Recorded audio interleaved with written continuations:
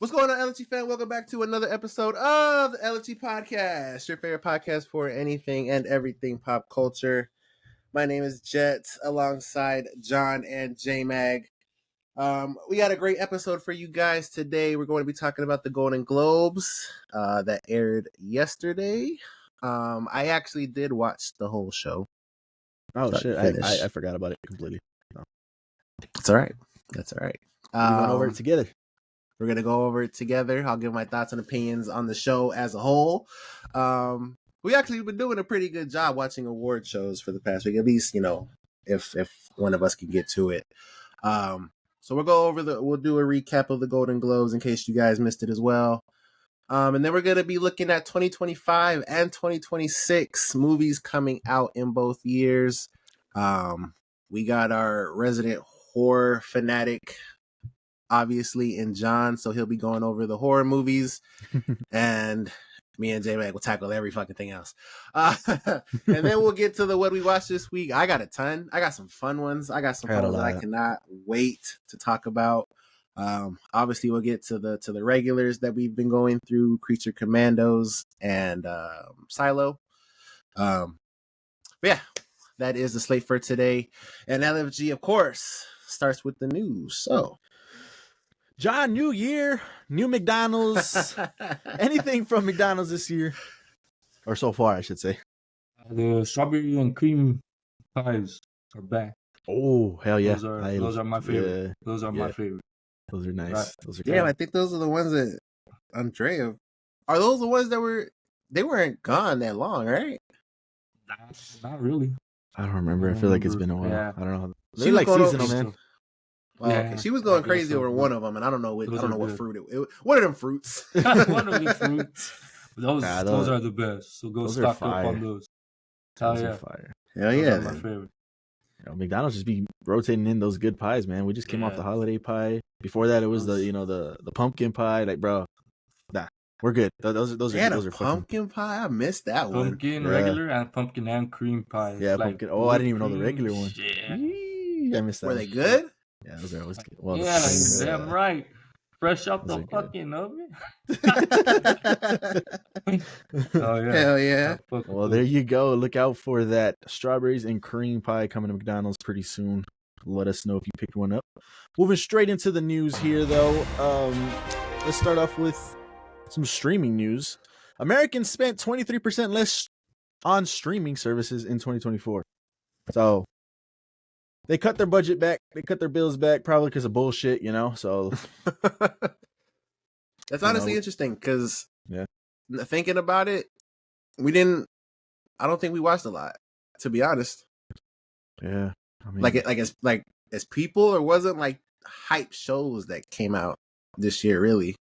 Like we were watching shit, but nothing like groundbreaking. So that kind of makes sense.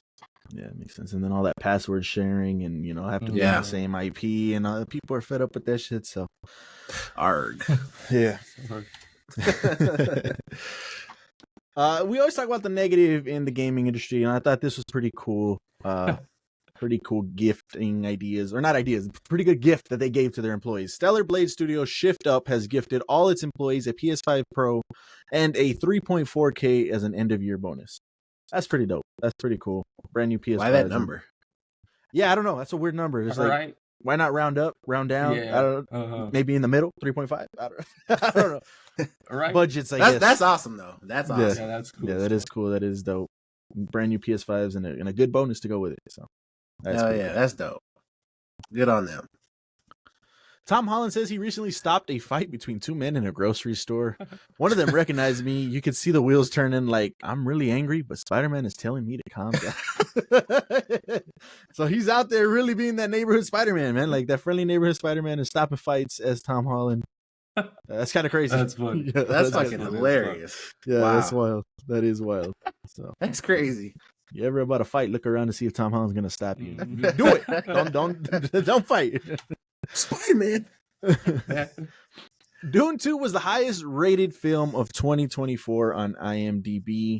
Let me see if I can bring up that list real quick, because I was actually pretty surprised. Wicked was out as well. Me too. All these. Sounds like they didn't watch enough movies.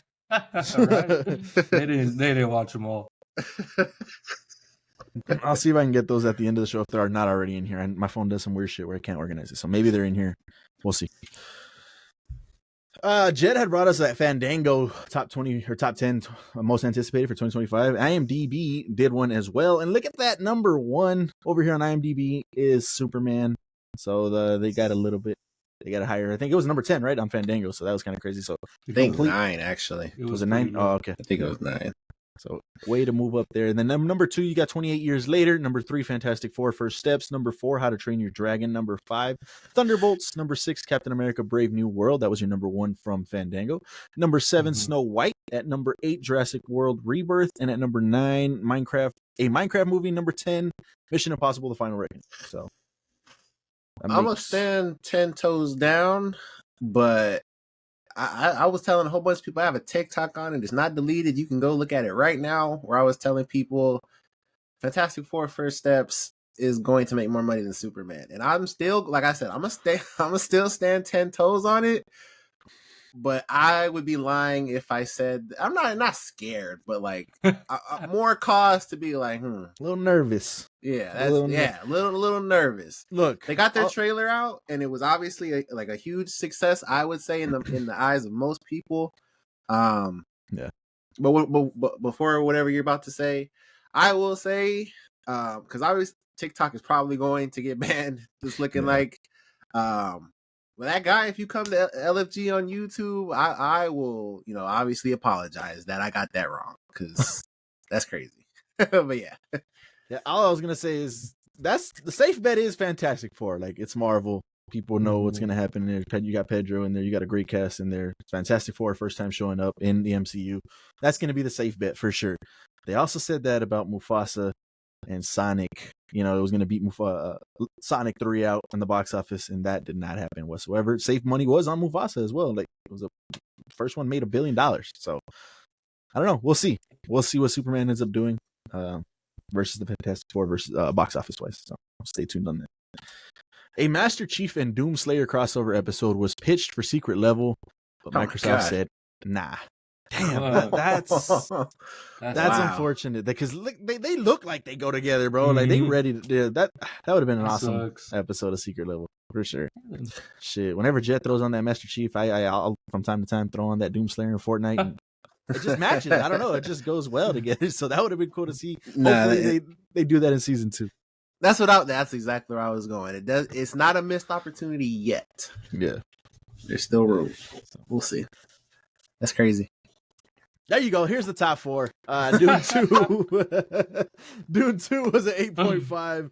The Wild Robot at number 2 was 8.2. The Brutalist at 8.1. And surprise to me, Wicked at number 4 with an 8 point. It's straight up 8. So, yeah, that was your top 4 for IMDb's highest rated movies this year. Disney officially acquired Marvel 15 years ago today being December 31st, for $4 billion. Marvel is now worth $50 billion. Damn. It's fucking crazy. Yeah. Crazy. Crazy. They talk about an investment that just paid off. 15 years ago. Bad at math, man. Is that 2005? That's 2005.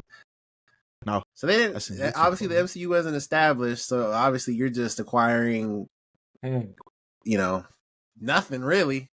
There's no, there's no base to go off of besides, I guess, the X-Men movies. But it's not even the X-Men movies. What the fuck am I talking about? They barely got that. Yeah. So it's like this fucking money. That's just them really building it. I mean, that was the greatness of the Infinity Saga. Like, they really built that shit, and they had no characters. This is all over. We've known this for years. Iron Man was a lesser known character in Marvel, and they just elevated that dude to be number 1. So, and that's 2010, not 2005. That's crazy when you think about it. Oh yeah, you're right. What the fuck? Yeah, you're right. Yeah, people are screaming and already putting comments and stuff. So I get it. Yeah, that's sure. Nuts. That's nuts. Crazy. Yeah, that really is crazy. We got some Prime Video projects in the works right now at Amazon Prime. Kind of crazy. You got The Boys, Fallout Season 2, The Boys Season 5, sorry, Fallout Season 2, The Rings of Power Season 3, Reacher Season 3, Invincible Season 3, Batman the Cape Crusader Season 2, Has Been Hotel at Season 2, The Boys VOT Rising, that's going to be the debut season, Blade Runner 2099, Tomb Raider Gen V Season 2, God of War, I cannot wait, Mass Effect, cannot wait, Creed anime series, Warhammer 40,000, cannot wait, Wheel of Time, I believe that's Season 3, and then Boys Mexico, can't wait for that one either. The Girl with the Dragon Tattoo, Spider Noir, as Secret Level Season 2. Amazon is going to be on fire this year. It's going to be nuts. It's going to be nuts. John, you made a face. What was it? I don't remember. But I wanted to ask Creed. I'm assuming that's Apollo Creed. boxing. Yeah, but like that's the same. Adonis, that's the same Adonis. font. That's the same font for sure. Yeah, it's got to be Adonis for sure. Well, you know how we do here. Pick 3. Oh. Let me see. That's easy for me. At number 1, gotta go God of War, man. I can't wait. At number 2, give me Invincible. Let me see what happens with Invincible. And at number 3, let's see how this concludes, man. The Boys Season 5. I need to see how it all wraps up.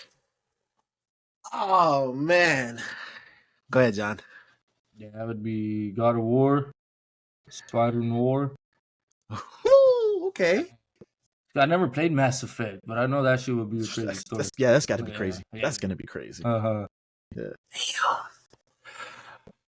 So obviously we're interested in a bunch of these. I'm not gonna say all of them, but a bunch.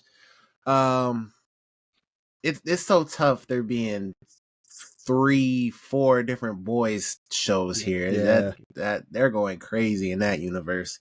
Is VOT Rising? Old boy, what's his name?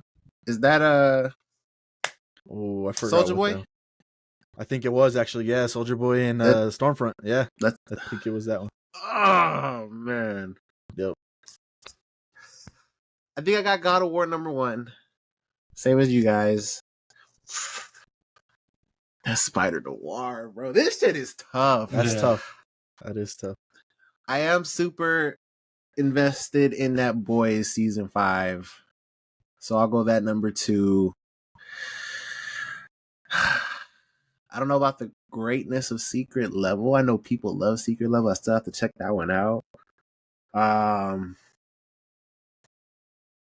Then I gotta watch Fallout also. I guess I'll go Invincible Season 3 also. But John was onto something with that Spider Noir. I think that shit's gonna be fucking dope, man. Yeah. You know what? Man? That's tough. Might have to drop Invincible off the list and go God of War, Boys, Warhammer 40K. Like I got that's the Henry Cavill joint, right? That's the Henry Cavill one. It should be that should be nuts. That should be nuts. More on that later. Woo-hoo! So there you guys go. That's our top 5 or top 3. I would think it's the top 3. Let us know what you guys are picking. Are you excited for on Prime Video? It's gonna be nuts. So leave all those down in the comments below.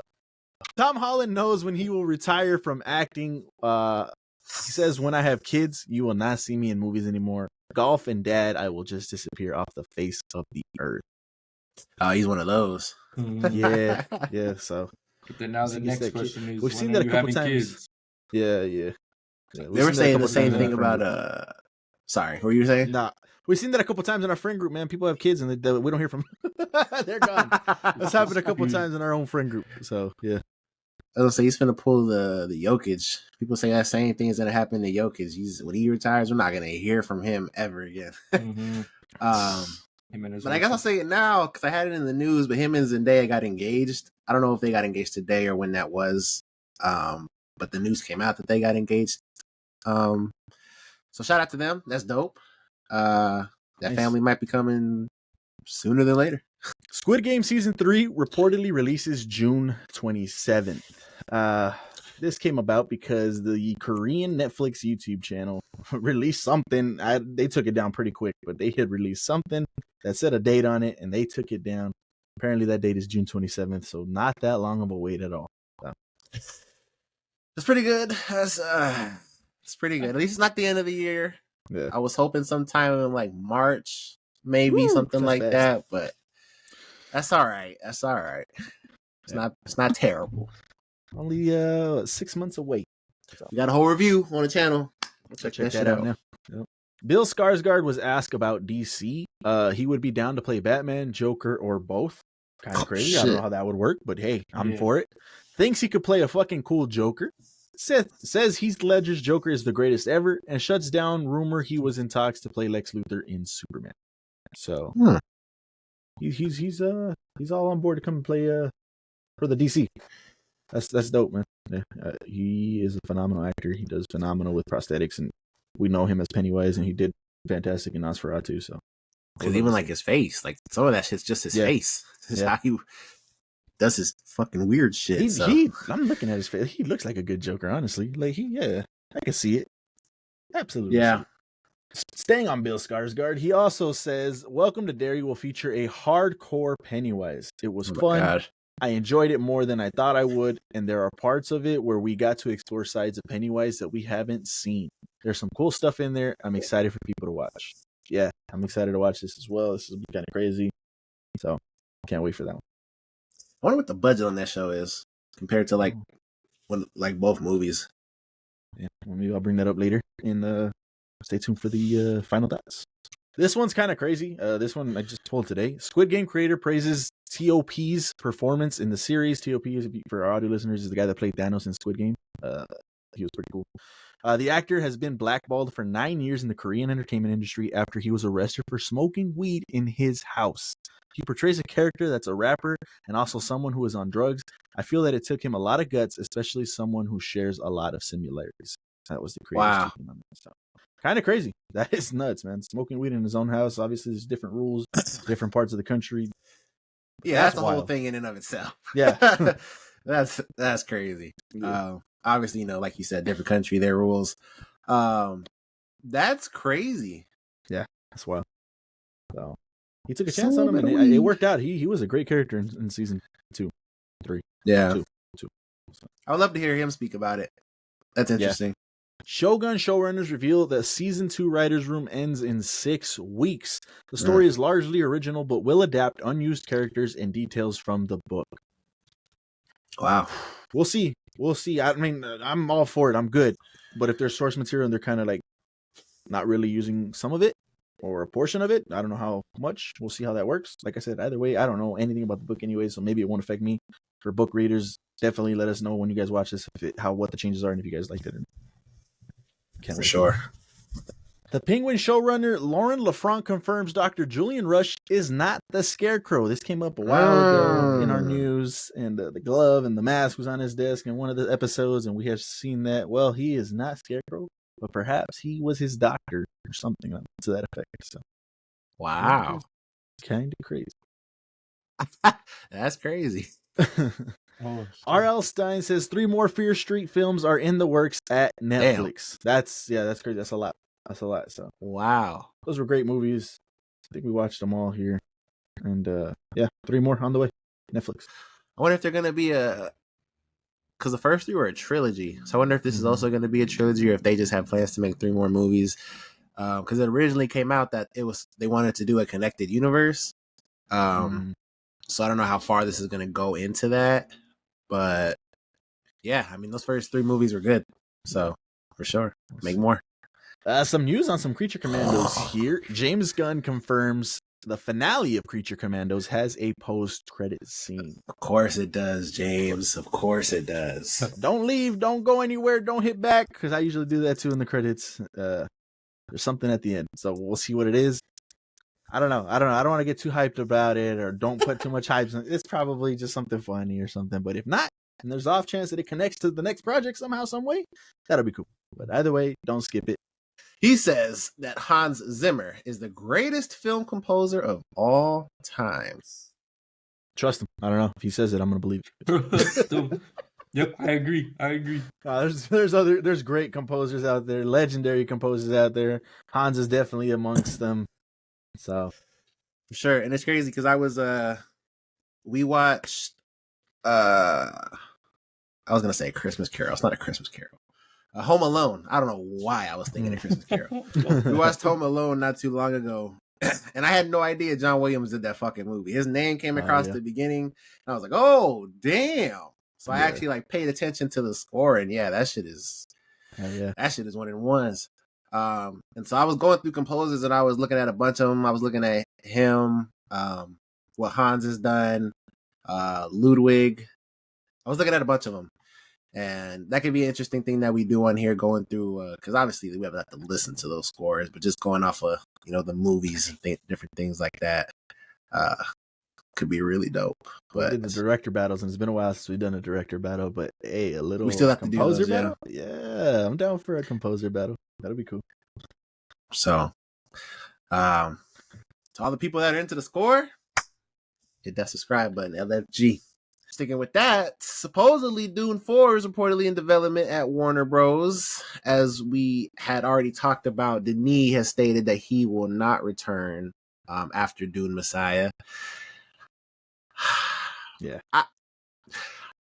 Do you think he's not going to return for sure? You think that's guaranteed? Locked? He's not coming back? I mean, nothing's guaranteed until they assign somebody to it. So, I mean, hopefully he's like, all right, you know what? I'll do it. I'll come back for it. I think he's going to come back, man. I really do. But I mean, from that's what I hear, feeling. Timothy's not or shouldn't be a part of it. His character shouldn't be a part of it. Paul should be gone already, and this should be after Messiah. They deal with some crazy shit, as far as I understand, in the books and stuff, and it goes way into the future and different things like that. So we'll see. So it's not even like. Yeah, this from what I understand. Let me know down in the comments if I'm wrong.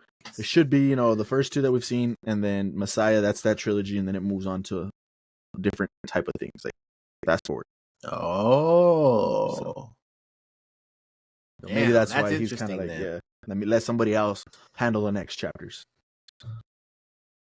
That actually changes a lot of what I was thinking. Because if it's not even Timothy no more, it's because I thought Dune 4 there was just more story to tell, but Denis just maybe doesn't want to be known as the Dune guy or some shit. I don't know. So that's interesting though. That's crazy. So Mr. Beast, apparently, I don't know if this has happened yet, but apparently he's putting 2 pilots in a private jet for 100 days with unlimited fuel. And if they make it, they get to keep the jet. If they make it? What is that? Unlimited fuel? How does that even... I don't get that part either. I don't know what that means. They got to stay in the air?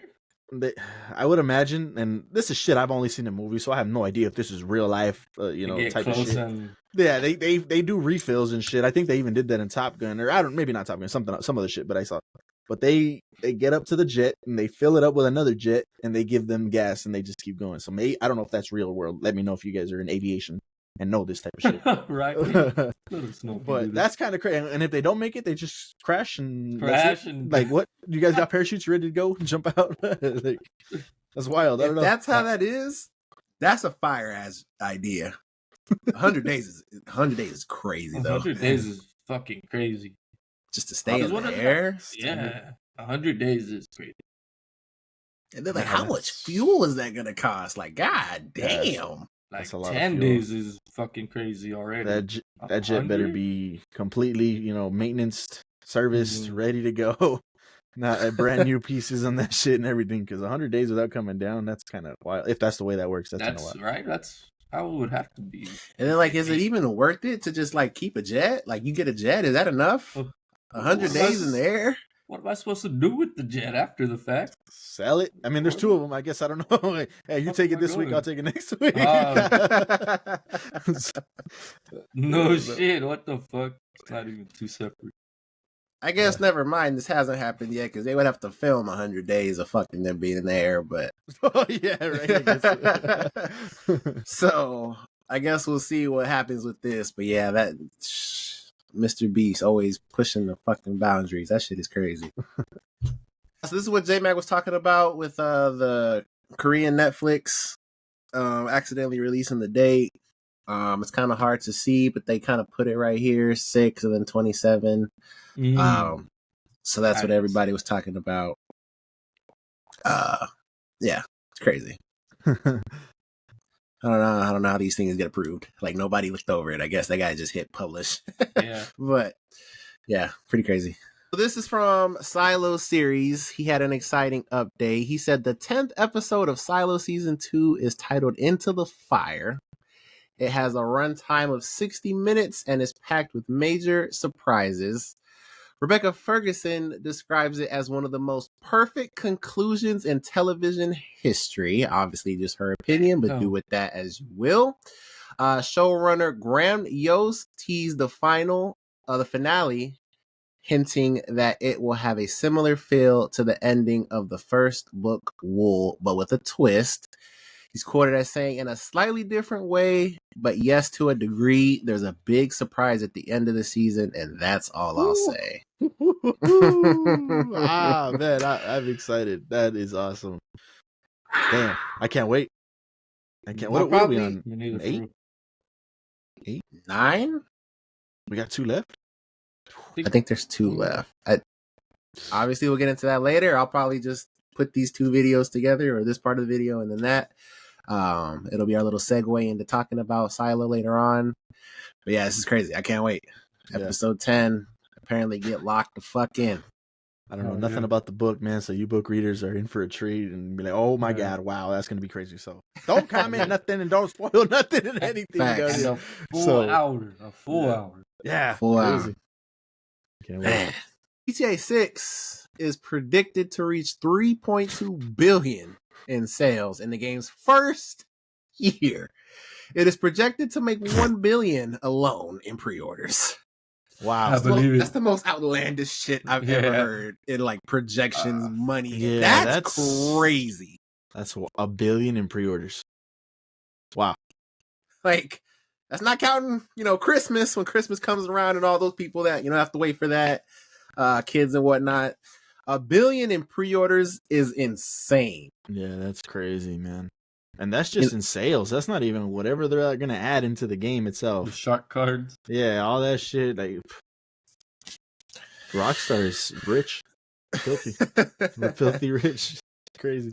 Yeah, obviously GTA 6 being the most anticipated game probably in the last 2 decades, honestly. Like, this, it's just reached a level of absurd proportions. And yeah, apparently people, I don't know who, well, I couldn't click that. I remember. I tried to click it. You have to pay for it. But yeah, it's crazy. Hey, good. Those numbers are good. Bonuses, good Christmas bonuses coming to employees of Rockstar. If that's the projections, like, get your people right, because I'm pretty sure they spent hours and hours upon hours just working on this, blood, sweat, and tears. So crazy. And this is a game. It's small adversity because everyone's still gonna buy it, but they had to face adversity. Like, the shit got leaked. Mm-hmm. Like, them working on it, like those early things. So it's crazy. Obviously, we can't wait. GTA 6. Crazy. So apparently Jim Carrey said that he's open to returning as Dr. Robotnik for Sonic 4. Little funny fact. I was already thinking that he was going to come back. More so, and obviously it's Jim Carrey, but more so just the character of Robotnik. And as Ray was like, but he died in space. Like, that whole thing, like, exploded. I was like, he's going to be back. Like, if Jim Carrey wants to come back, he'll be back. And so him saying he's open to the return. Yeah. There you go. Spoilers. Shadow's fine. I mean, obviously he's a superpower hedgehog and shit, and he's got his own abilities, but they could easily explain this away. He went into a rift. He got away. Shadow said there's countless possibilities of how he survived. So, yeah, for sure. And Jim Carrey, at least for me and J-Mag, was one of the highlights of the movie for sure. So bring that man back as many times as you. Yeah. Sonic 4 review on the channel. Walter White's house is now up for sale for $4 million. That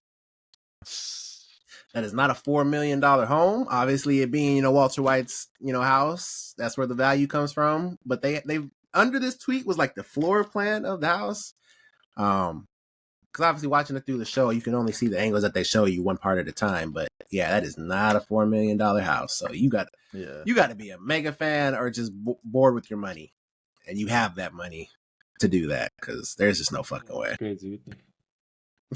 No, I saw a YouTube video not that long ago of the current owners there, and the YouTubers were there to just kind of film the house and take a look at it.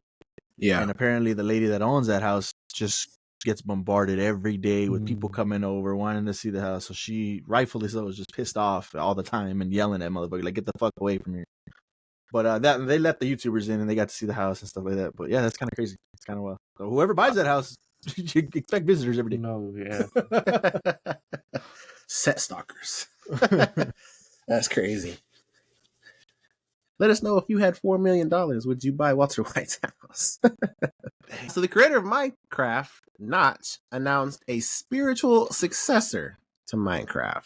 He basically announced Minecraft 2. Okay, that's crazy. What I mean, that kind of sucks, no? For everybody that has all these different servers and different things. Hopefully they can bring them over, but at that point, why even make Minecraft 2? I don't know. Those lines, he did say he was working on Minecraft 2. And yeah, I mean, when did Minecraft, is that 2011, something like that? So it's kind 2009. of like, oh shit. So I mean, I guess, and as we've done this podcast, we've learned a bunch of things that Minecraft can do. Supercomputer in Minecraft, and you know all the different things that you can do with that. So I can only imagine what the second one's gonna have, but yeah, that's crazy. Obviously, one of, if not the biggest game of all time, getting a sequel. So Yeah. announcing that with the movie coming out, it's crazier for Minecraft. Yeah.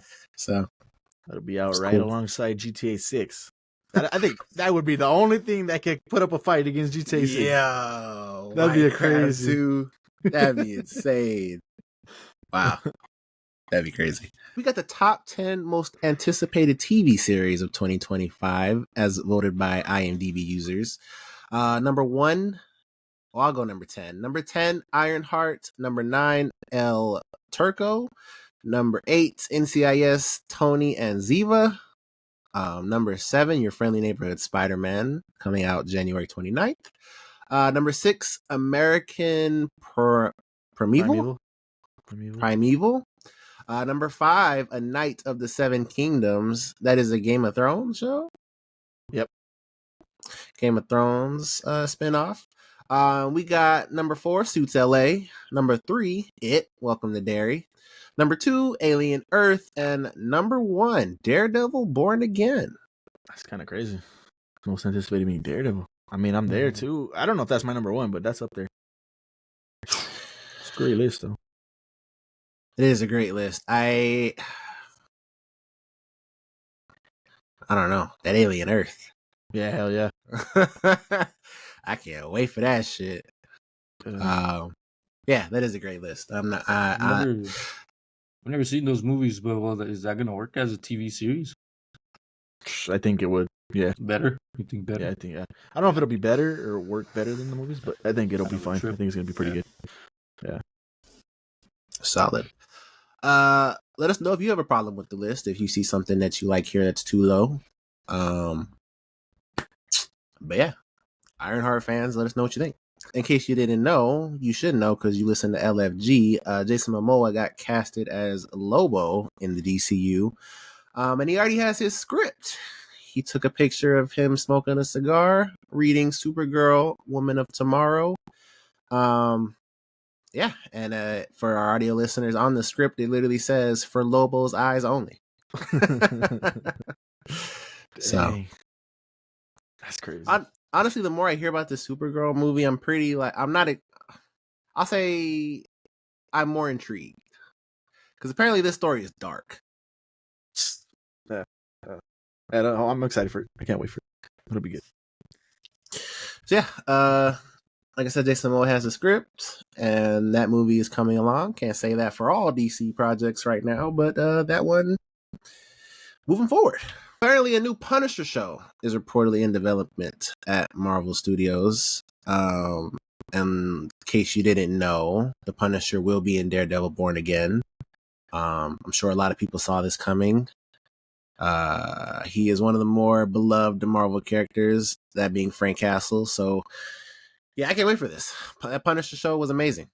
Yeah. So hopefully Disney doesn't fuck it up. Yeah, we'll see. Well, I mean, we'll see when it comes to Daredevil and how that tone is gonna be. So. Yeah, that's for sure. Yeah, we should get a a sense if Disney is treating it with the proper care that show needs, and it's not Disneyfied, we'll say that. Yeah. They don't muck it up. Wild Robot is coming to Peacock on January 24th. I was gonna say something, but I'll save that for a little later. But yeah, LFG definitely recommends this movie, so if you have not seen it yet, this is the time of the 6th is recording, so a couple weeks away you'll be able to watch it on Peacock. It's crazy. I thought it was already on streaming somewhere. Dang. It's wild that it wasn't yet. I think last time we just said that it was on digital, just to buy it, right? It's a buy it. And then I think it's coming back to theaters, which I got to go check. Well, no, was it that one coming back? I think it was. Oh, right? that might be what else you're thinking of, because that was coming back to theaters, yeah.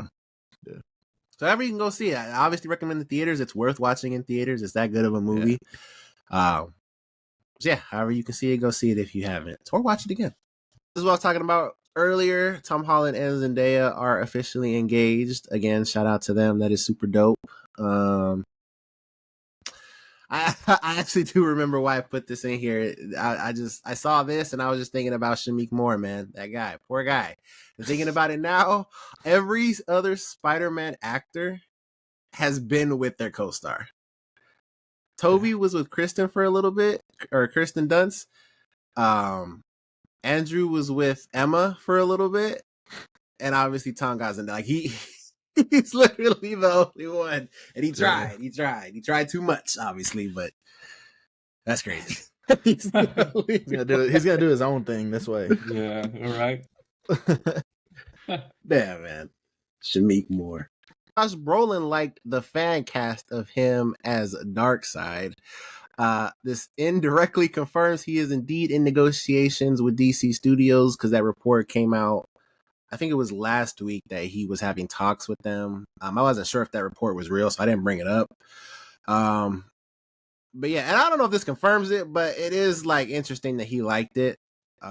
That's kind of crazy. If he can snag that role, being Darkseid and fucking obviously Thanos. Hey, I like that. That'll be dope. Just make Josh Brolin the big bad of every universe. Yeah, for sure. That'd be awesome.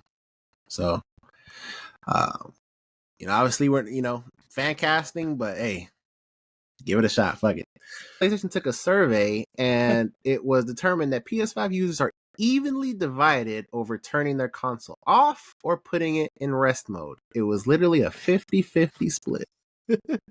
Well, let's break it here. What do you guys? We all put it in rest mode here, right? I think we all just put it in rest mode. Press the button, and yeah. I do both. I turn it off and I put it in rest mode, or just whatever. My fingers do. Put it in rest mode just to charge the controller overnight. Just plug it in. Always gotta be ready to go. Yeah. And that shit turns on fast off of rest mode.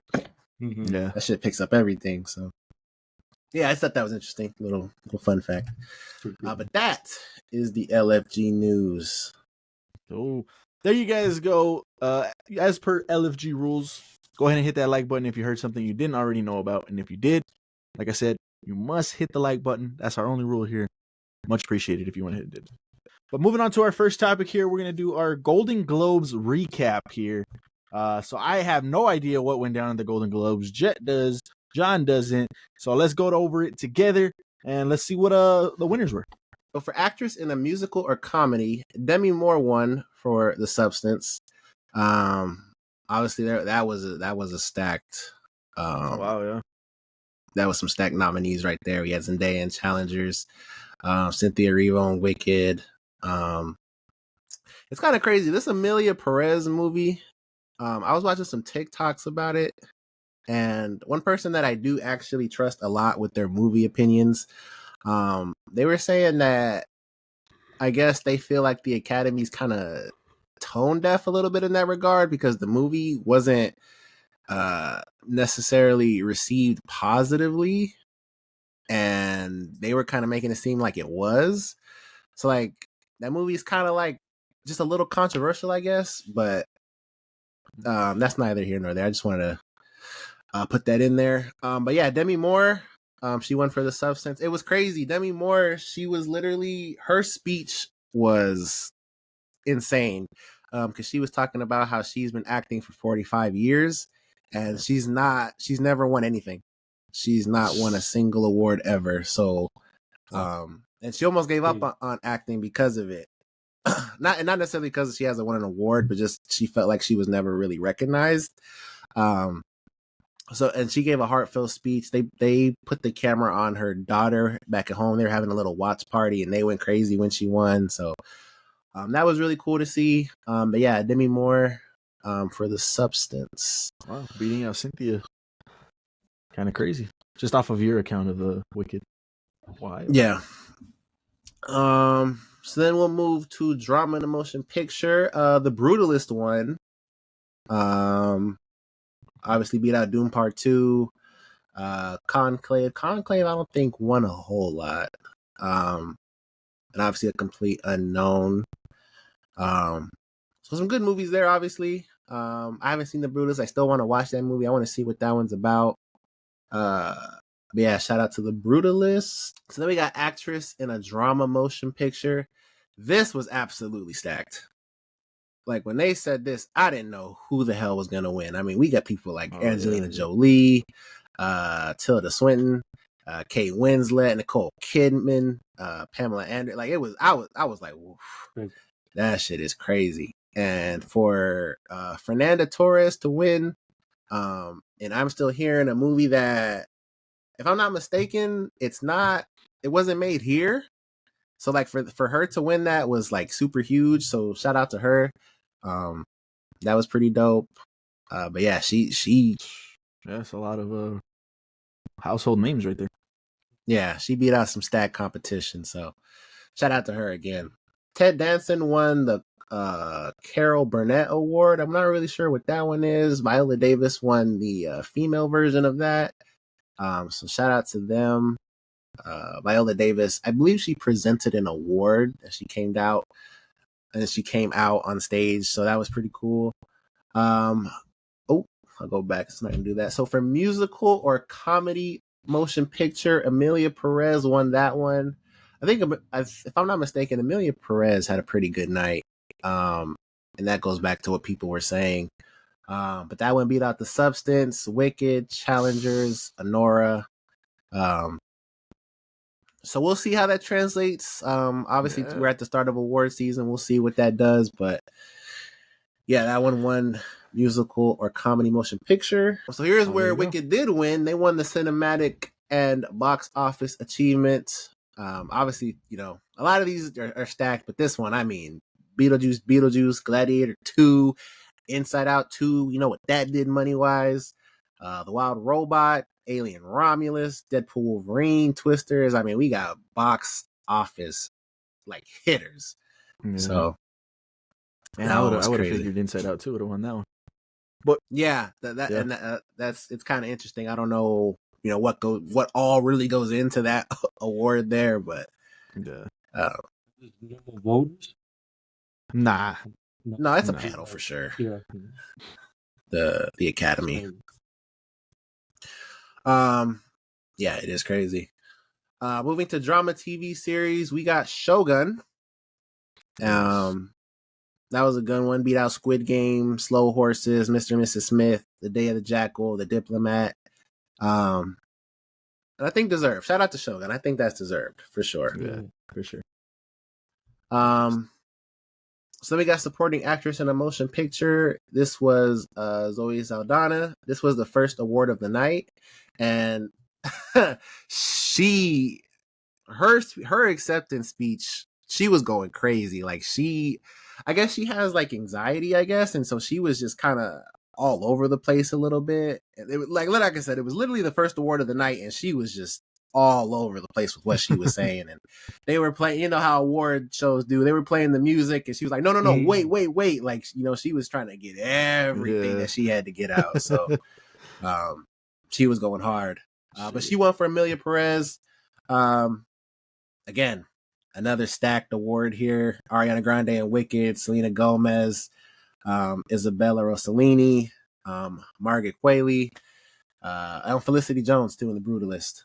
So stacked again. Yeah. They're all stacked. But shout out Zoe. I heard it was good. I heard that performance was good. Like I said, I don't know about the movie, but I heard her performance was good. So shout out to her. We got Adrian Brody, who won actor in a drama motion picture for The Brutalist. Damn, I mean, when you be Coleman Domingo, Timothy Chalamet, Daniel Craig, Sebastian Stan, is that Ralph Fiennes? Yeah. That's Voldemort, if I'm not mistaken. Yeah. Okay, yeah. I keep saying it, stacked. It's all stacked. Yeah. See, I got to check out The Brutalist for sure. So shout out to him. Sebastian Stan won actor in a musical or comedy in A Different Man. Obviously, this is fresh off the heels of The Apprentice, which he shouted out that movie in his acceptance speech, and I think this was his first win. So shout out to Sebastian Stan for sure. Him and Anthony Mackie met in the back, and he was talking about, "Hey, we did it! The Winter Soldier and the Falcon or Captain America, we did it." So that was a cool little moment. So shout out to him. Let's see. So we got director of a motion picture, Brady Corbett for The Brutalist. If I'm not mistaken, I don't have my number wrong. The Brutalist was in development for 7 years, and it went through like a whole lot. Like the actors and the producers had to like stick with it, and Brady was talking about it, just how thankful he was. He gave a really good speech and was talking about some things about giving smaller directors a chance. So I really appreciated that. But yeah, I mean, you see it. I keep saying it, stacked. So that was pretty cool. Foreign language film, Amelia Perez. The only one that I know from here is I'm Still Here, just because of the award show. But yeah, foreign language film. Shout out to them. Then we get to animated feature film. The winner was Flow, beating Inside Out 2, The Wild Robot, Moana 2, Wallace and Gromit's Vengeance Most Foul, I think it's called, and Memoir of a Snail. That's crazy. Yeah, it was that Flow movie is the lowest budgeted movie there for sure, and it was a big achievement for them because I mean they beat out Pixar and DreamWorks. So, and I think that movie has no dialogue. So like, I gotta check that one out for sure. Yeah, I want to see what happened with that. Yeah, that was crazy. Shout out to Flow. You know, I can't hate on it because I don't know what it is. You know, I haven't seen it, so pretty cool. Original song El Mal.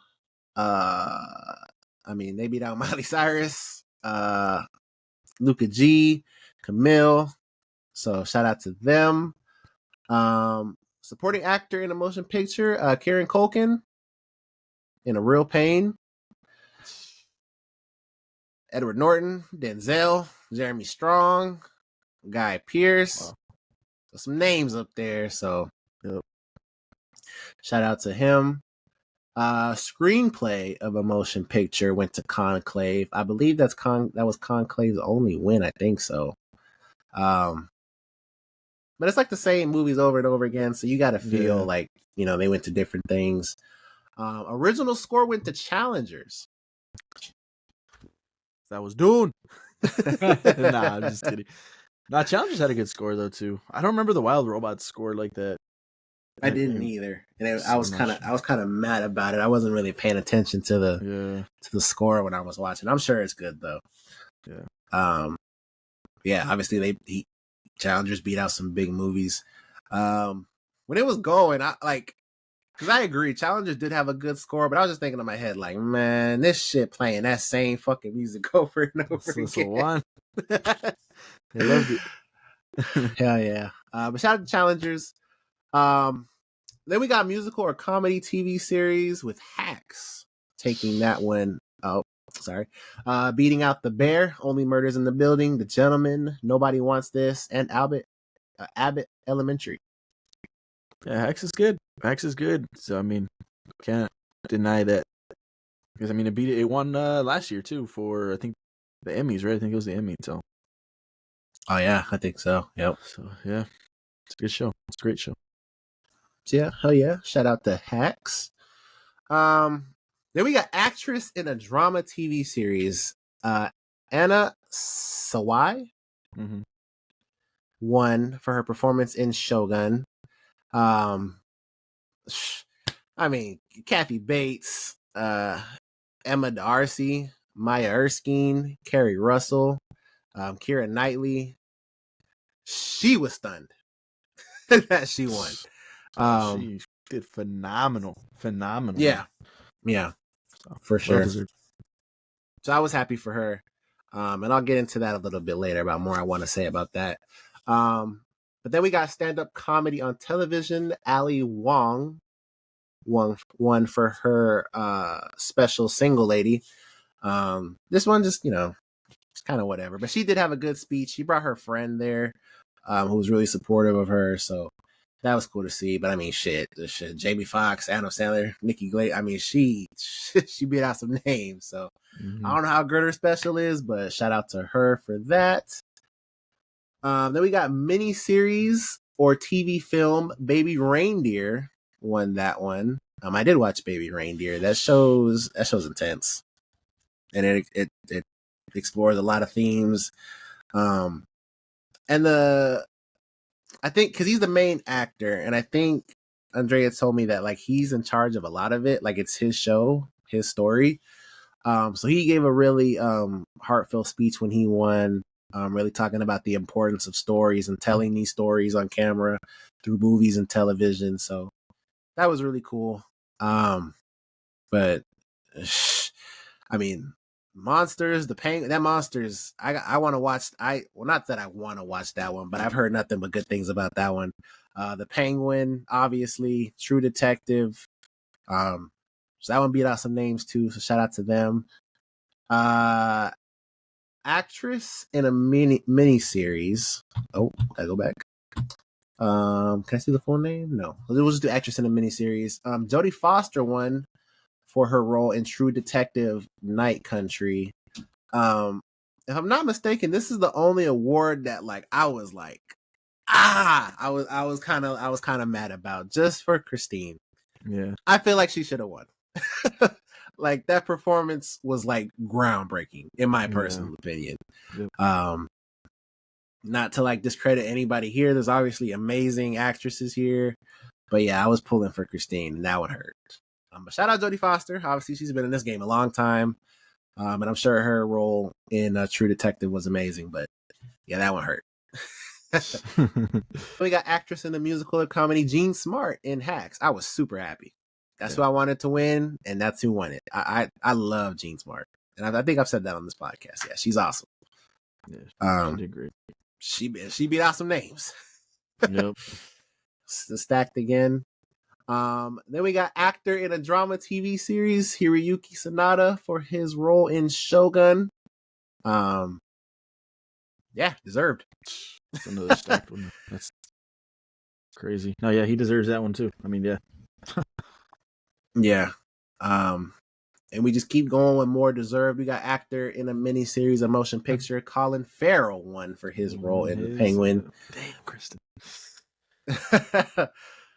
I mean, we know what that is. Yeah. We know what that is. Deserved. Super deserved. We got male actor in a supporting role. Tadanubo Asano for his role in Shogun. This one for me, like, I'm not mad at it at all. I was just stunned. Because he, like, you want to talk about beating out some names, how we've been saying? He beat out some names. So I was just like, wow, awesome for him. That's crazy. Man, I would have had to have gone Harrison Ford on that one. For Shrinking? Yeah, he did phenomenal. I wouldn't have been mad at anybody winning this. I mean, obviously we love Yvonne. That Slow Horses show, they got 4 or 5 seasons of that show, so it's got to be something. We know what an amazing actor Javier Bardem is. Jessica Gunning won for her role in Baby Reindeer, female actor in a supporting role. Um, I was personally pulling for Dakota Fanning, I think, just because I like her. But I mean, Jessica Gunning and Baby Reindeer, she legit had me thinking she was crazy. So can't be mad at that. Jeremy Allen White won for actor in a musical or comedy for his role in The Bear. That is his third win, I believe. Yeah, he's killing it. He wasn't even there to accept the award. Busy. It's a busy dude. Yeah. But again, just like I've been saying, he beat out some names. And yeah, that is the winners. The top Golden Globes winners were Amelia Perez with 4, Shogun with 4, The Brutalist with 3, Baby Reindeer with 2, and Hacks with 2. So those are at the top of the leaderboards. Shogun, man. Yeah, Shogun cleaned up. Nice. It was a sweep for a little bit there. I was like, that because they were winning early. So I was like, damn, this is how this is finna go. But yeah, shout out to everyone that won. Anora didn't win any Golden Globes. Yeah, I was hearing a lot about that. So Anora fans, Mega fans, let us know, did you get snubbed? Obviously, I'm sure you feel that way, but just let us know why. Could be an interesting conversation. So Colin Farrell reacts to being the third actor after Heath Ledger and Joaquin Phoenix to get a Golden Globe for playing a comic book villain. He's quoted as saying, "They're two of the most extraordinary talented artists in film. To even have your name uttered in the same sentence as those performances, it's lovely, but I still approach it as a fan." That's crazy. It's epic. First two before him were Joker, so he had the outlier being Penguin. Nah, for sure. Batman, that Rogues Gallery. Yeah, Epic, legendary. Do some more, man. Some other people will give him a chance. Nah, for sure. That Rogues Gallery.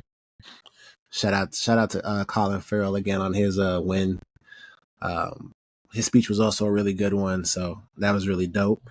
Fernanda Montenegro was the first Brazilian to be nominated for Best Actress in drama at the Golden Globes. 25 years later, her daughter Fernanda Torres is the first Brazilian to win it. So, and they said that during the thing, and I was like, wow, I'm really glad that went to her. That's awesome. And she threw that in her speech. She was really grateful. So obviously, shout out to both Fernandas. That was really cool. Awesome. So Jeremy Allen White has now won 3 Golden Globes back to back for his performance in The Bear, like I was saying. Super talented guy, man. Yeah. Scene stealer every single time. He be tripping. He be going through it. Yeah. So that was awesome. Really cool. Shout out to Jeremy. So Flow is the first indie animated film to win Best Animated Film at the Golden Globes. The film had a budget of $3.8 million. That's crazy. Yeah, like we said, we definitely got to check that out. I love Stray, man, the video game, and this is giving me those vibes. It's obviously a cat, and there's no dialogue. There was no dialogue in Stray aside from the robots talking to you. But no, other than that, it's giving me vibes. So I definitely got to check this out. For sure. Sometime this week I'm gonna get to it for sure because I gotta know. I gotta know what the sauce is. So this is going back to what I was talking about with Demi Moore. She said, "I've been acting for 45 years, and this is the first time I've ever won anything as an actor." Obviously, she said that during her acceptance speech. So shout out to her. That's crazy. Like I said, I wanted to watch all these movies. So I want to get to the substance just to see how she did. But yeah, 45 years and you finally get your first award, man. I know that feeling had to be crazy. So the Glenn Powell and Timothée Chalamet lookalike contest winners were at the Golden Globes yesterday. They literally had signs that say, "I won a lookalike contest, and now I'm at the Golden Globes." I saw a video of the Glenn Powell one without the shades, and I kind of see it a little bit, but it's still a lookalike. It's nothing like you could tell it's not Glenn Powell. Yeah. And then Timothée Chalamet, kind of looks like a girl. I don't know. He's a little too big, man. He's a little too bulky. Look like He's got the hair. That's for sure. The hair. Yeah, that's probably one way to win. I mean, you have to have the hair. Like that's step number one. Yeah. Yeah, for sure. And I don't know if Timothy met. I'm sure he did, but for sure, like I said, Glenn Powell was with the with his lookalike, and they were talking and things like that. So that's really cool. That they That's got cool. to go. Yeah. So they had a live scoreboard of winners. Literally the networks that they're on. I don't know if this is at the end, but for sure, somewhere during, Netflix had 6, Max had 4, Hulu and FX had 3. And then I guess A24. Do they have a streaming service, or is that just Nah, I think that's just like for movies, the right? movie side of it, probably. okay? So A24 with 2, and then Searchlight Pictures with 1. So that was really cool. They were keeping tabs. It was a little cool thing that they had. Netflix cleaned up. So yeah, it's really cool. Crazy. So the host of the host of the show last night was Nikki Glazer. I saw one video for sure that they were a super film heavy person, and they didn't really like it because she had some jokes that were like taking shots at movies that didn't really that they felt weren't necessary. Like she took one at Dune, and they were just kind of like, why? But I thought she was great. I thought it added something to the show. Obviously, not everybody should do this, like a comic roaster, but I just felt like the jokes that she picked, they were like perfect. They didn't step too far out of bounds or anything like that. So I enjoyed it. This person just picked out some of them. She literally opened the show with "We're here at the Golden Globes, Ozempic's biggest night." That shit was pretty funny. She said, "You're all so famous and powerful. You can do anything except tell the country who to vote for." Hell yeah. And then she was naming some of the shows. She said the bear, the penguin, baby reindeer. These aren't just things in RFK's freezer. I was like, yo, that's fucking crazy. And then one of the jokes also that made me laugh was she threw shots at Joker 2 and said, "Where's the Joker 2's table?" All right, they're not here. So I was just like, man, that's crazy. But yeah, I felt like she did a good job. I enjoyed the show overall. Like I said, the only one that I was really pulling for that I was like, was Christine. But I had a good time watching it. I thought Nikki did a good job. Yeah, it'll be interesting to see how this carries into award season, obviously with the Oscars and the Emmys and things like that. But yeah, good show in my opinion. So, oh yeah. Well, there you guys go. That was our Golden Globes recap. Let us know what you guys thought about the winners, the nominees, any snubs. Did you guys agree with the winners? Leave all those thoughts down in the comments below. Moving on to our next topic here. We got our 2025 versus our 2026 topics here. Our resident horror fan, John's going to give us his, what do you say, top 10? We said a top 10 most anticipated here. Let's get John to watch 10 movies. If nothing else, they're at least going to be horror. So... all right, John, what did you, because he's had some time to look at the list. What did you think, John? What are you looking forward to watching? 10 will be The Strangers Chapter 2. I'm going to have to go see that one since I saw the fucking first one. Okay. I was going to say, you don't even like the first one. Nah, but I have to. I don't like the Saw movies. Did you watch the last one? Nah, but apparently that one was good, no? That's what I was saying. That's what people say. Yeah, but they're just going to have to keep telling me because I'm not going to watch it. Oh, I didn't realize that last one was that Thanksgiving 2. You saw the first one? Yeah. I'll see that. Yeah, that I one saw the first one too. That would be 9. 8 will be It. Welcome to Derry. Okay. I said 8, so 7. The Conjuring. Does that even say though? The last what? Last Rites? Last Rites, I think that is. Yeah. Yeah, that's right. Did you watch the one before last? Probably not then, because there's like 12 of those shits. I think that movie sucked, if I remember right. I've heard The Devil Made Me Do It, I think. Yeah, The Devil Made Me Do It. Oh, I did see that one. Yeah. Sucked. Then right next to it, or to the left thread, is 6. Okay. I talked so much shit about it, but I'm gonna have to watch it now. That Peter Pan's Neverland Nightmare. Hell yeah. Hell yeah. I gotta check that out for sure. And then follow it up with that one. What would it be? The fucking Popeye Slayer The Man. Slayer Man. Hell yeah. Fuck, that leaves what, like 2, 3 left.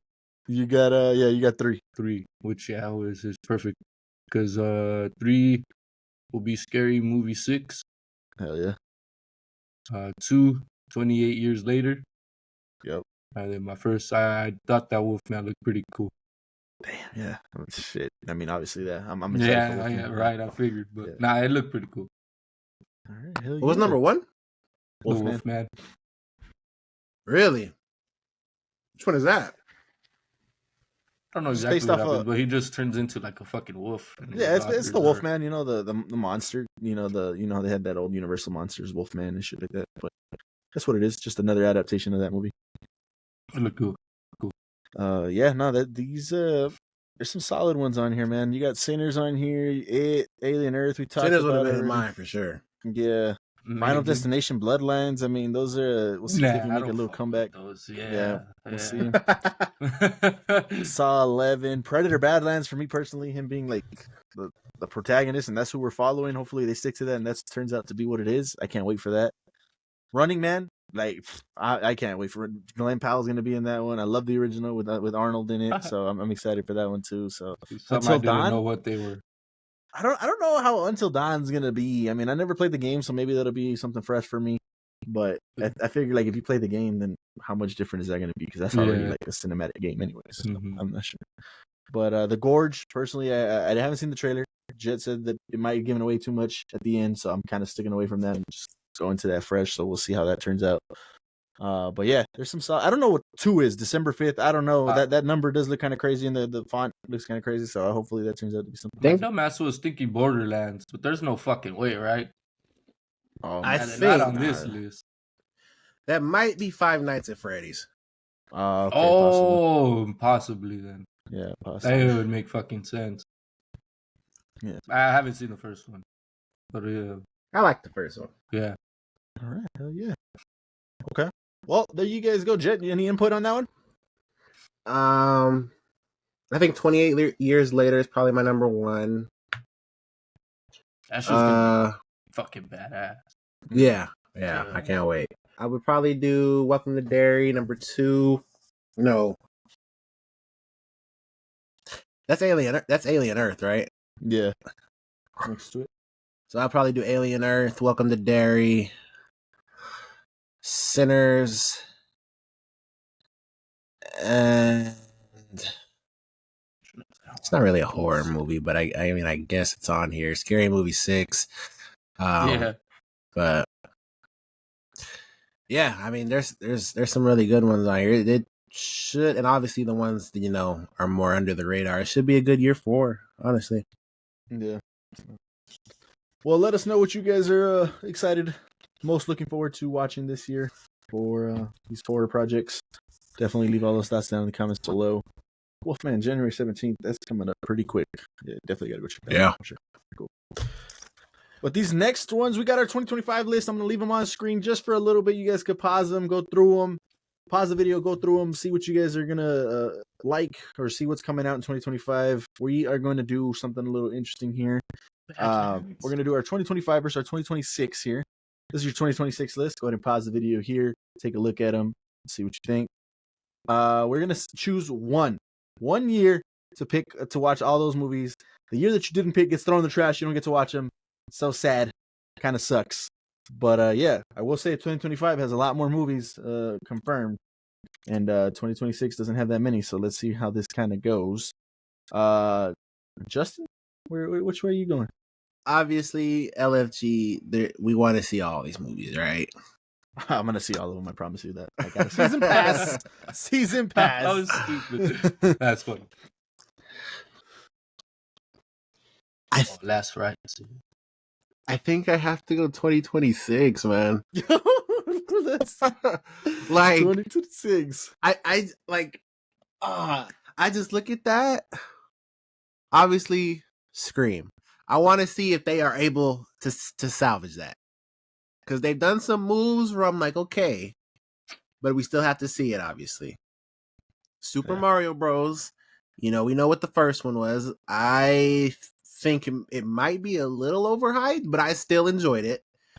Then there's Avengers Doomsday. I mean, that's the fucking. I That's mean, the one. you know, that's the cake.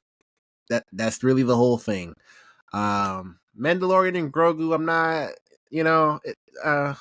Mandalorian's kind of soured on me over the years. Like, it's still okay, but like Toy Story 5, what the fuck? We're still going. I guess we're here. Fuck it. Nah, if you're saying that about that, you gotta say that about Shrek. Get the fuck out of here. Nah, hey, listen. Nah. I heard that it's the same team from Last Wish, and they have a plan.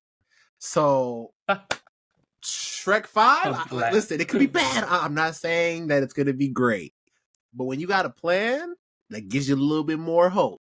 Mm-hmm. So, and I love Shrek. Yeah. So, obviously Supergirl, like I talked about earlier in the pod, I'm super excited for Supergirl. I can't, not super excited. I am more interested to see Supergirl. Hopefully it's as dark as they're saying that the comic book is, because this is literally, they're going to take literally a comic book, or they're adapting a comic book. Obviously Christopher Nolan, The Odyssey, we fucking know, it's fucking Nolan. Spider-Man 4, we've been hearing a lot of shit about that movie. Can't wait to see what they do with that. The Batman Part 2, this is not coming out in 2026, so that sucks. That got pushed back. And then Dune, Messiah. I mean, 2026 is cooking with grease, and this is just the confirmed shit. So it's like, I think I gotta go 2026, man. Yeah, that's where I was at. I mean, obviously, me being the Dune fan that I am, but aside from that, Avengers Doomsday, you touched on that. The Odyssey, Christopher Nolan, and that whole project. I can't wait for that. Supergirl on there, Spider-Man's on there. Shit, Project Hail Mary, I think, is based off of a game, if I'm not mistaken. So I think I'm looking forward to that one.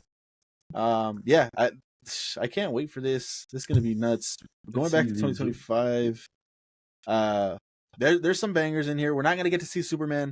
We're not gonna get to see Fantastic Four. We're not gonna get to see Ballerina. So there's someone here that it kind of hurts. Ballerina.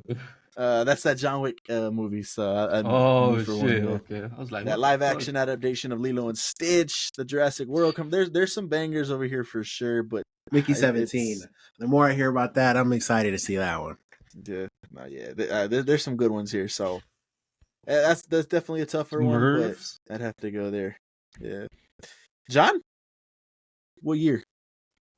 It just seems like this one has more, but the other one seemed like it had better quality. To be honest, there's stuff on there. There's a lot of stuff in 2025. But then Black Phone 2. I mean, if they're gonna fuck that whole shit up, that'll suck. What are they doing with that movie though? I don't know. Yeah, that's why. Like, that shit has to be a prequel. Yeah, because that first one was too good. Just here it is again. But it's like Joker, that shit. A prequel for that movie, I don't know if that works. Yeah. Because we know, like, he's gonna make it. He's not gonna die. Like, there's not gonna be. He might go through some shit, some problems, but I don't know. That one's interesting. The Black Phone, and it might be good. Who knows? Mm-hmm. But I just don't know with that one. But yeah, I mean, losing these movies, that shit definitely sucks. If the Batman Part 2 was still in 2026, I think it's a lock. I don't even think it's close. Yeah, it's tough. The only one from this one would be 28 years later, and that's 28 years fucking. That's true waiting. Too. Also, Avatar: Fire and Ash. Seeing the first one and the second one like at home, and now being able to see one of them in the theaters, I'm pretty excited for that experience. Because if anything, I am really high on the first one. I think the second one is a good film, but I think it did have pacing issues and different things like that. But I still think it's a good film. But one thing that I'm certain on is that both of those films were like something to behold to watch in the movie theaters, and this time he's actually getting like the element of like fire and shit like that. So what James Cameron's gonna do with fire, I can't wait. I cannot wait. That's gonna be fun. So yeah, I can't wait for that. Luckily we don't have to not watch these, but in a hypothetical world we're all choosing 2026. let us know which of the 2 years you had to choose one. Which one are you going with? Pretty cool. And then we've got our Marvel Studios 2025 slate here. You can see them on screen. You got Spider-Man. What's the name of this show? Home. What is it? Your Friendly Neighborhood. Yeah, Spider-Man, Friendly I think. Neighborhood. Yeah, that was on the 29th of this month. Captain America in February, Daredevil in March, Thunderbolts in May, Ironheart in June, Fantastic Four in July, Eyes of Wakanda in August, Marvel Zombies, which I can't wait for that one. I'm interested to see how they do that. Zombies. October 3rd, and Wonder Man in December. My top 3 actually has Wonder Man in it. Yeah, I'm actually very excited to see what they do with that. I think I'm with you on that. Yeah, I'd have to go number 1, Fantastic, number 2, Wonder Man, number 3, just to see how the rest of this Punisher stuff's gonna turn out. Daredevil.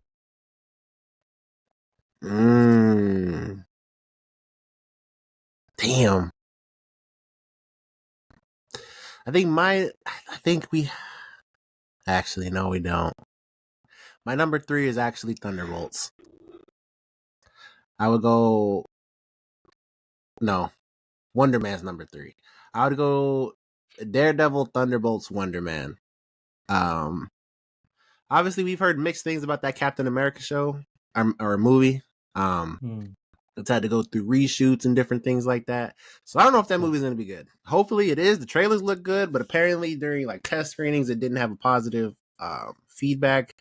So we'll see. And that movie's going through like controversial things with, I won't get into that, but it is going through controversial shit. I fought with Spider-Man, man. I really am excited to see how that turns out, but yeah, Thunderbolts. That movie got announced and I was never really like high on it, but the trailer came out obviously and they're putting Sentry in it. So yeah, that should be fun. Yeah. Oh, Fantastic Four, I'm tripping. Yeah, I was like, damn, no Fantastic. I'm tripping. Yeah. I'm tripping. Okay.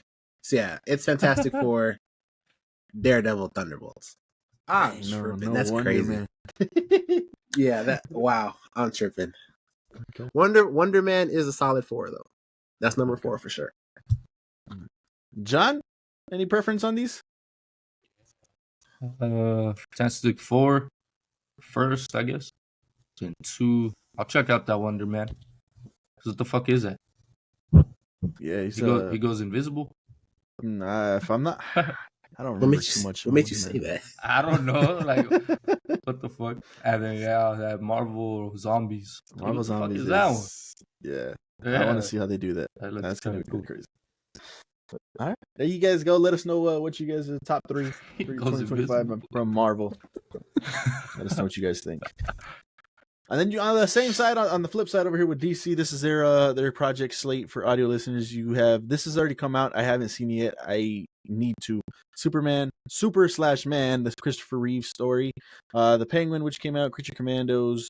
These were all things that came out. Harley Quinn. I need to catch up on Harley Quinn. It's been a minute. Obviously, that Superman movie.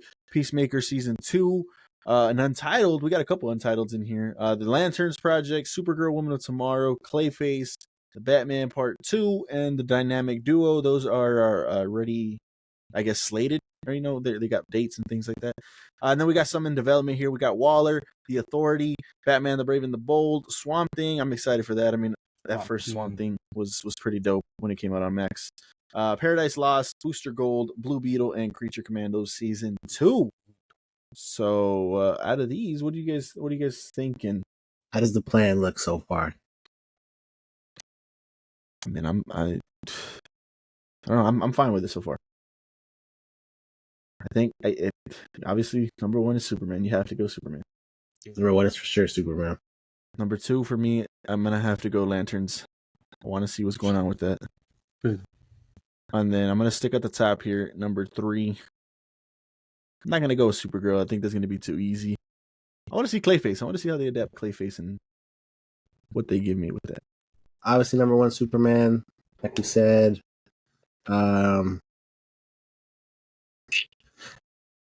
I think my number 2, and obviously I'm not gonna say the Batman Part 2 because it's like, but probably Dynamic Duo, sticking in like the realm of DCU. I'm not sure if that's animated or not, but Just seeing the story of Robin and Nightwing and things like that, and anything in that Batman universe really. So yeah, I can't wait for that. And did you dip into In Development or no? No, I didn't. But go Okay. ahead. If I did dip into In Development, obviously The Brave and the Bold. I don't know why. Again, I keep saying this. I don't know why we're doing Batman last, but that's the decision that James is going with, so that's what we're doing. And then right after that, Paradise Lost, that Themyscira show. How they talked about it being a Game of Thrones esque show. I'm actually excited to see what they do with that, because going off of Creature Commandos, they're not holding back with the gore. And like, if this is what the DCU is, hopefully that translates to live action. But if that's what we're doing, I'm all for it. I love how gory Creature Commandos is, man.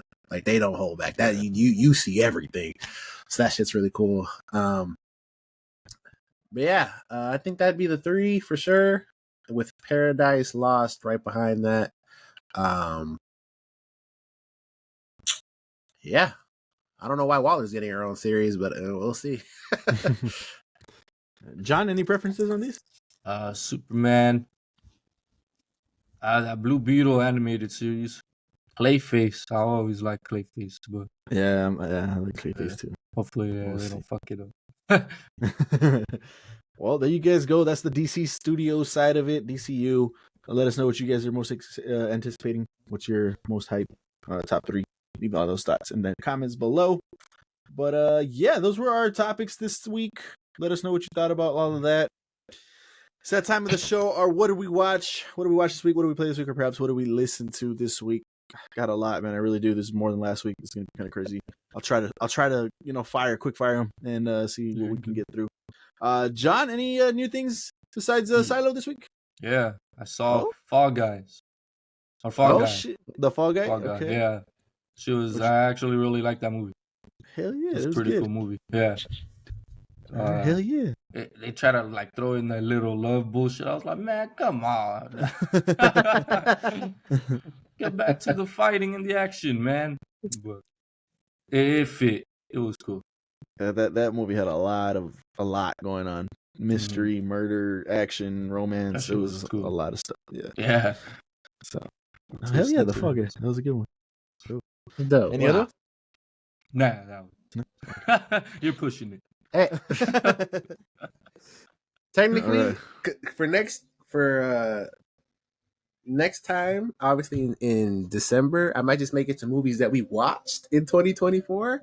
John, you're off to a great start, my boy. Hell yeah. Let's start with the movies, and then we'll transition to the shows here. Let's start off with the one that I watched on Tuesday. I'm telling you, man, I got the season pass from Alamo. I went every day during the week except for Friday. That was the only day I didn't go. Yeah, so everything that's in the theater, at least at the Alamo, I've seen it. So it's kind of nuts. Kind of nuts. In Letterboxd. Damn. Yeah. But yeah, let's start with this first one here. I went to go watch Wicked on Tuesday. Shit. She really wanted to watch it.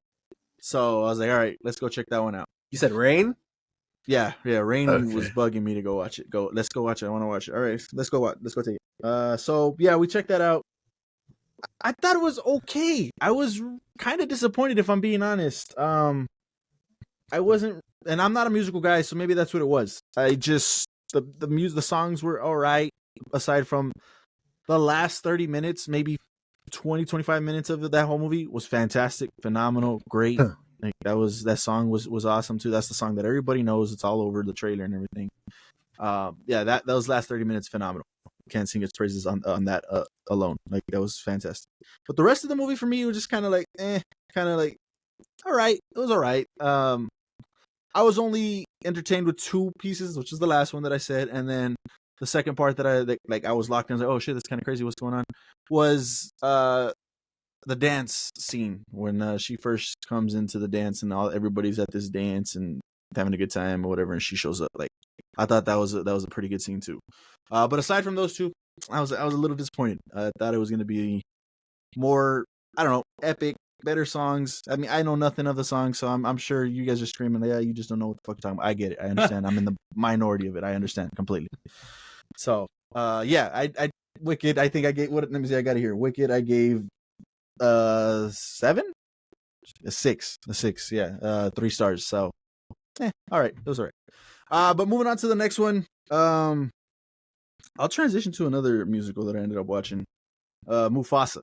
I went to go see Mufasa as well. You guys know how I feel about that first one. It was horrendous, pointless, boring, no emotion, nothing like that, completely. I don't know what it is, and I am in the minority on this one as well, for as far as I can understand, or as far as I can see.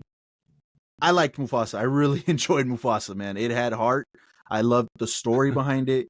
I loved every single song in it. Like I said, I don't know. Let me know down in the comments if you like the songs or not.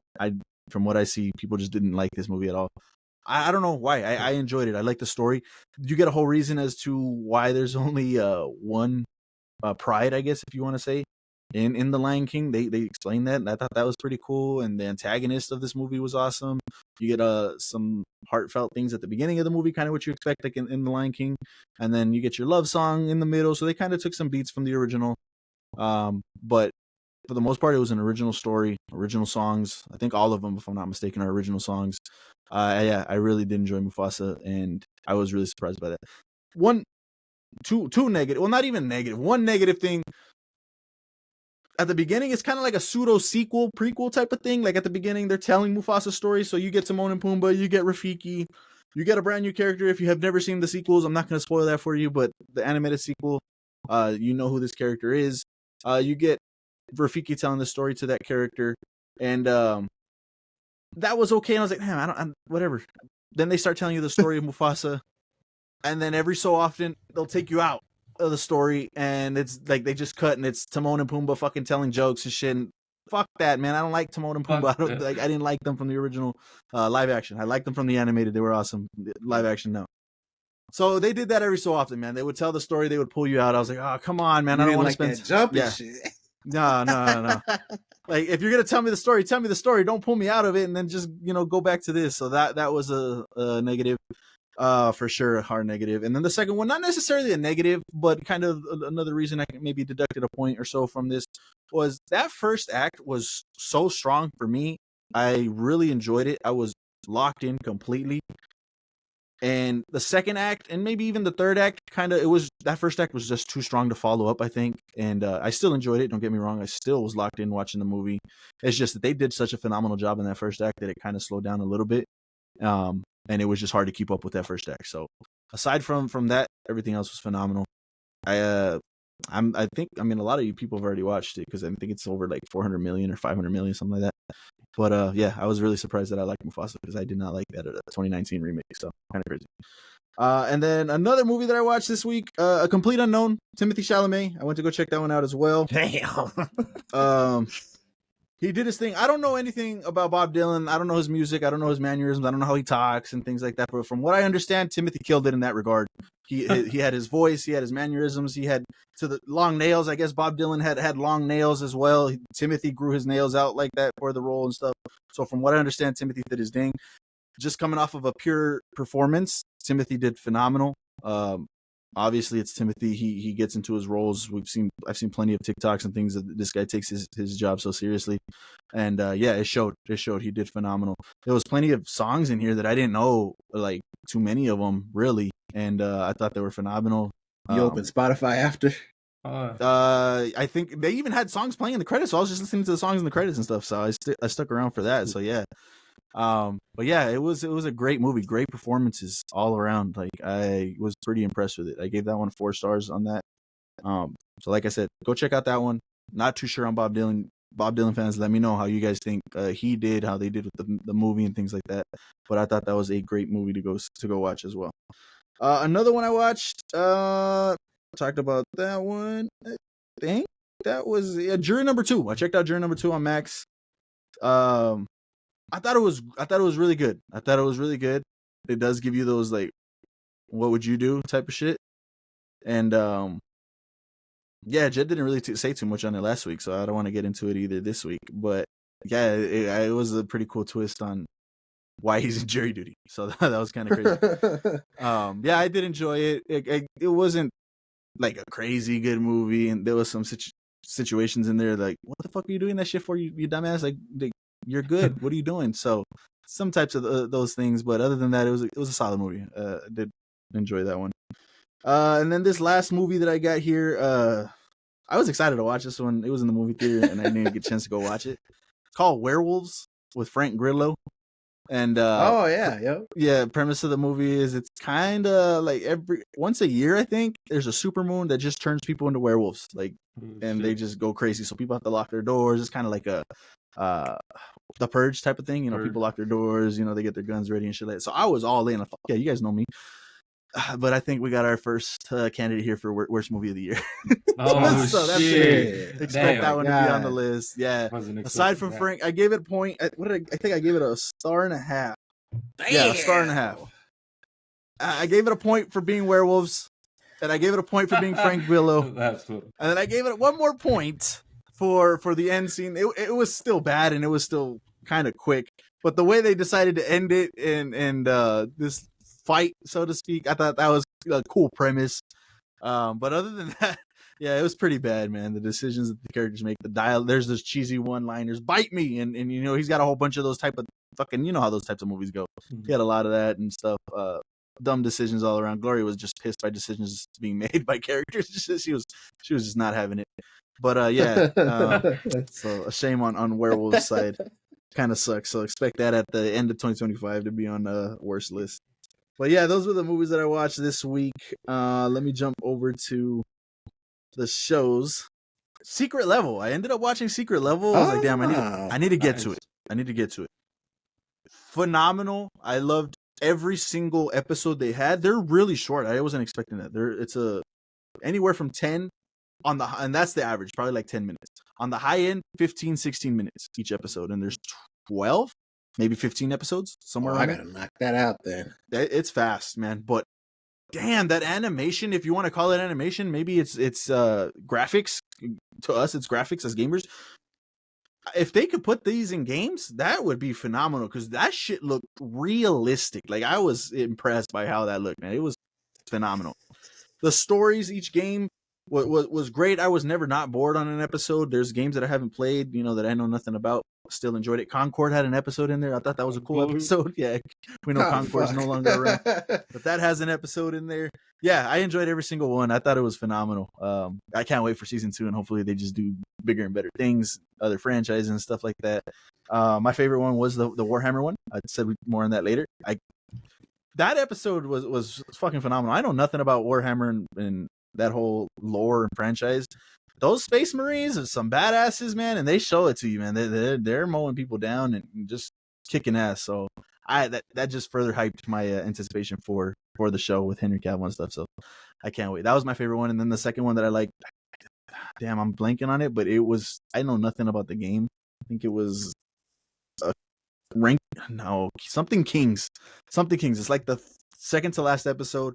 That was a phenomenal episode. I don't want to go too much into it, but he's dealing with a game. He's playing this ultra smart AI that kind of controls the world, and he's playing I think it's a Chinese checkers. I think it's Chinese checkers. I'm not sure, where it has the black and white rocks that they put all over the board and shit like that, and they play that whole game. That was a phenomenal episode too. Or some shit. Oh, maybe, yeah. But yeah, that was a fantastic episode too. That was my number 2. But all of them, you guys are gonna enjoy. I didn't get bored at all. Maybe the last one. The last one was like a PlayStation, like, vomit. Like, they just threw a bunch of PlayStation shit at you, and it kind of just like, So that one was all right. But other than that, all of them were fantastic. And then the last one is kind of gonna go into something like wider. I talked about the greatness of Apple. This time I want to talk to you guys about a creator, and his name is Taylor Sheridan. This man, if you guys go to Google right now and search Taylor Sheridan, the shows that he has written, created, because he's a writer and creator, he doesn't miss. Pick a show on there, watch it, you're gonna love it. This man is crazy on the shows that he's done. I I watched Lioness by Taylor Sheridan. That one has Zoe Saldana. I gotta find a spot, and this is kind of crazy. I gotta find a spot in my top 5 for that show. That show Oh my God. was phenomenal. Well, you guys know how much me and Jet love the gangster vibes. Another genre that I do love as well is war. And I love seeing like a 6-man team or just a group of rangers, army motherfuckers just go in, do work, clean up, and get out. Like I love seeing that shit on screen. And that shit transitions really well on this show. She is phenomenal. She's a CIA like team leader. So they have her doing missions and different things like that, and she has to go in and infiltrate and kind of take care of things. Yeah, phenomenal. That season 2 finale was I was stunned by it. I really enjoyed it. So definitely recommend watching Lioness. It's definitely worth watching.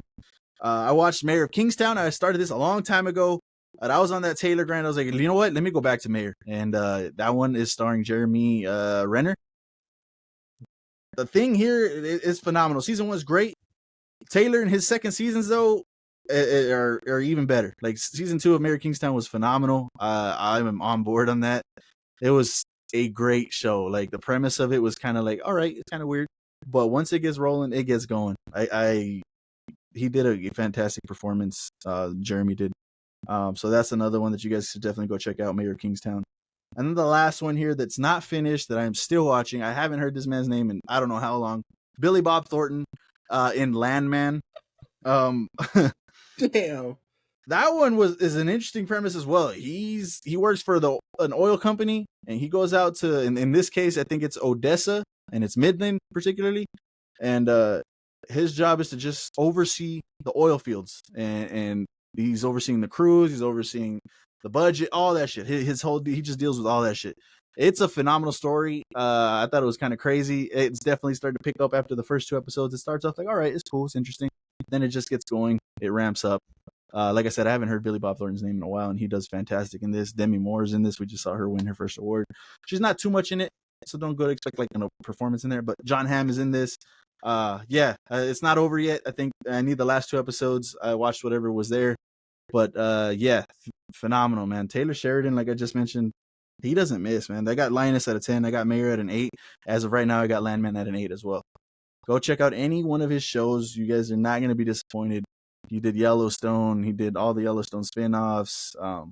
He's got a few projects too. So I can't wait for any upcoming stuff. Anything that this man's attached to, I'm going to watch. It's just crazy. So yeah. A lot of movies, a lot of shows on my What We Watch, but that is all of them. I'll kick it over to Jit next. So this one, I think me and John talked about it a little bit, like small amount. But it dropped on Netflix, I think, a few days ago. Wallace and Gromit. Vengeance Most Foul. That's how you knew the name of it. Yeah, it is. But I was thinking if like I was missing like a little word in there, like in foul or some shit like that. But I knew the most of it.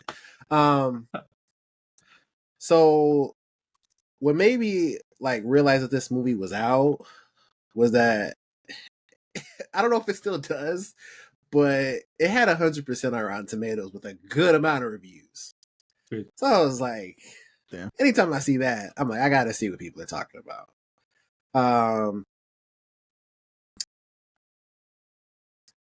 It's good.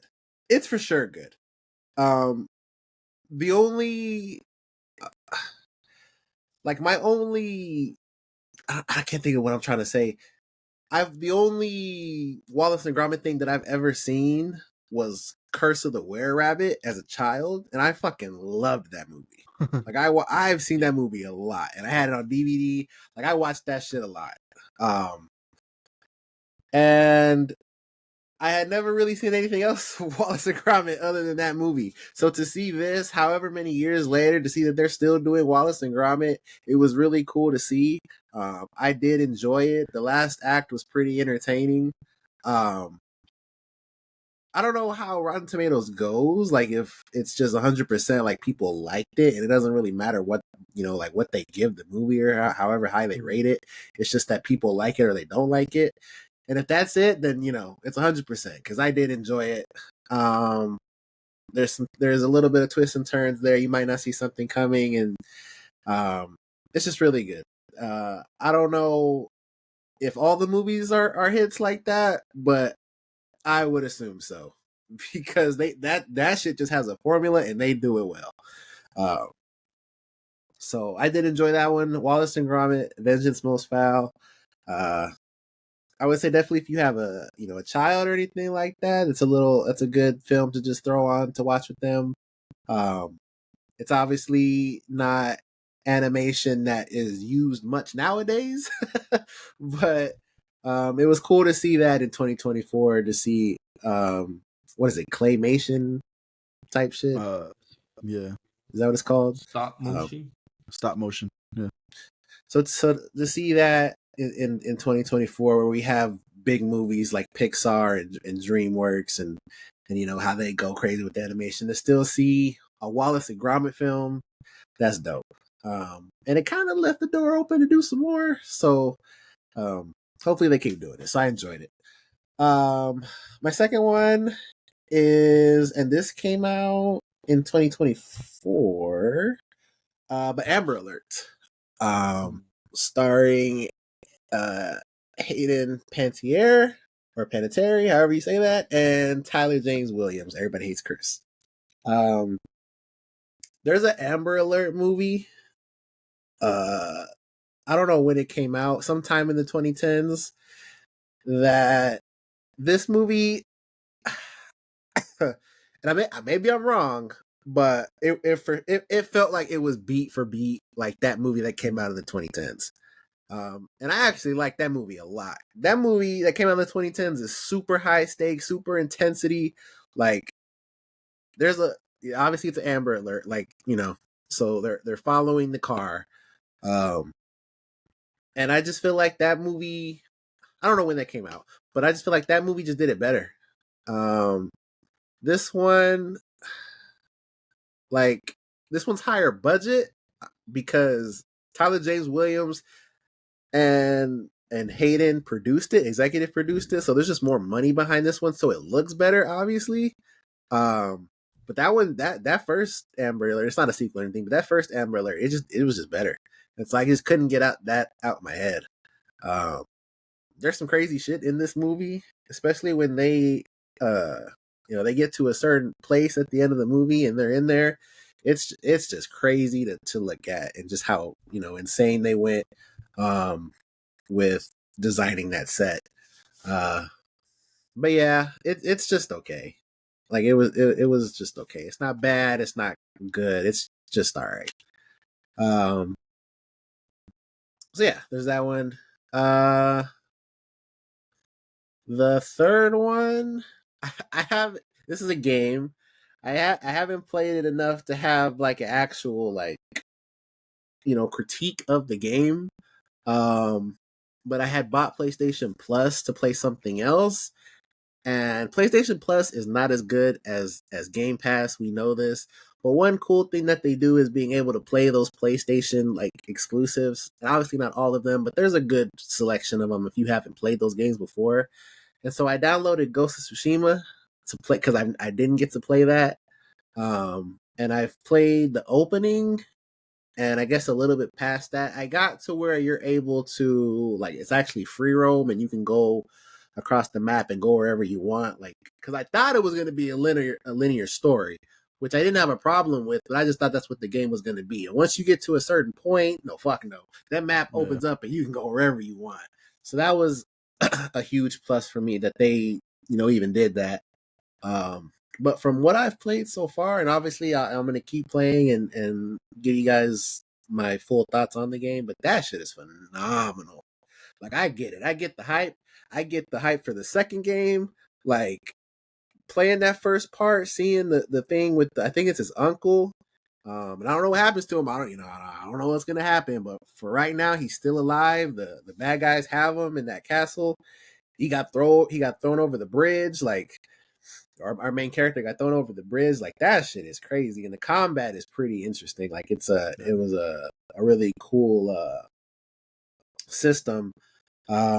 being able to parry, sidestep, different things like that.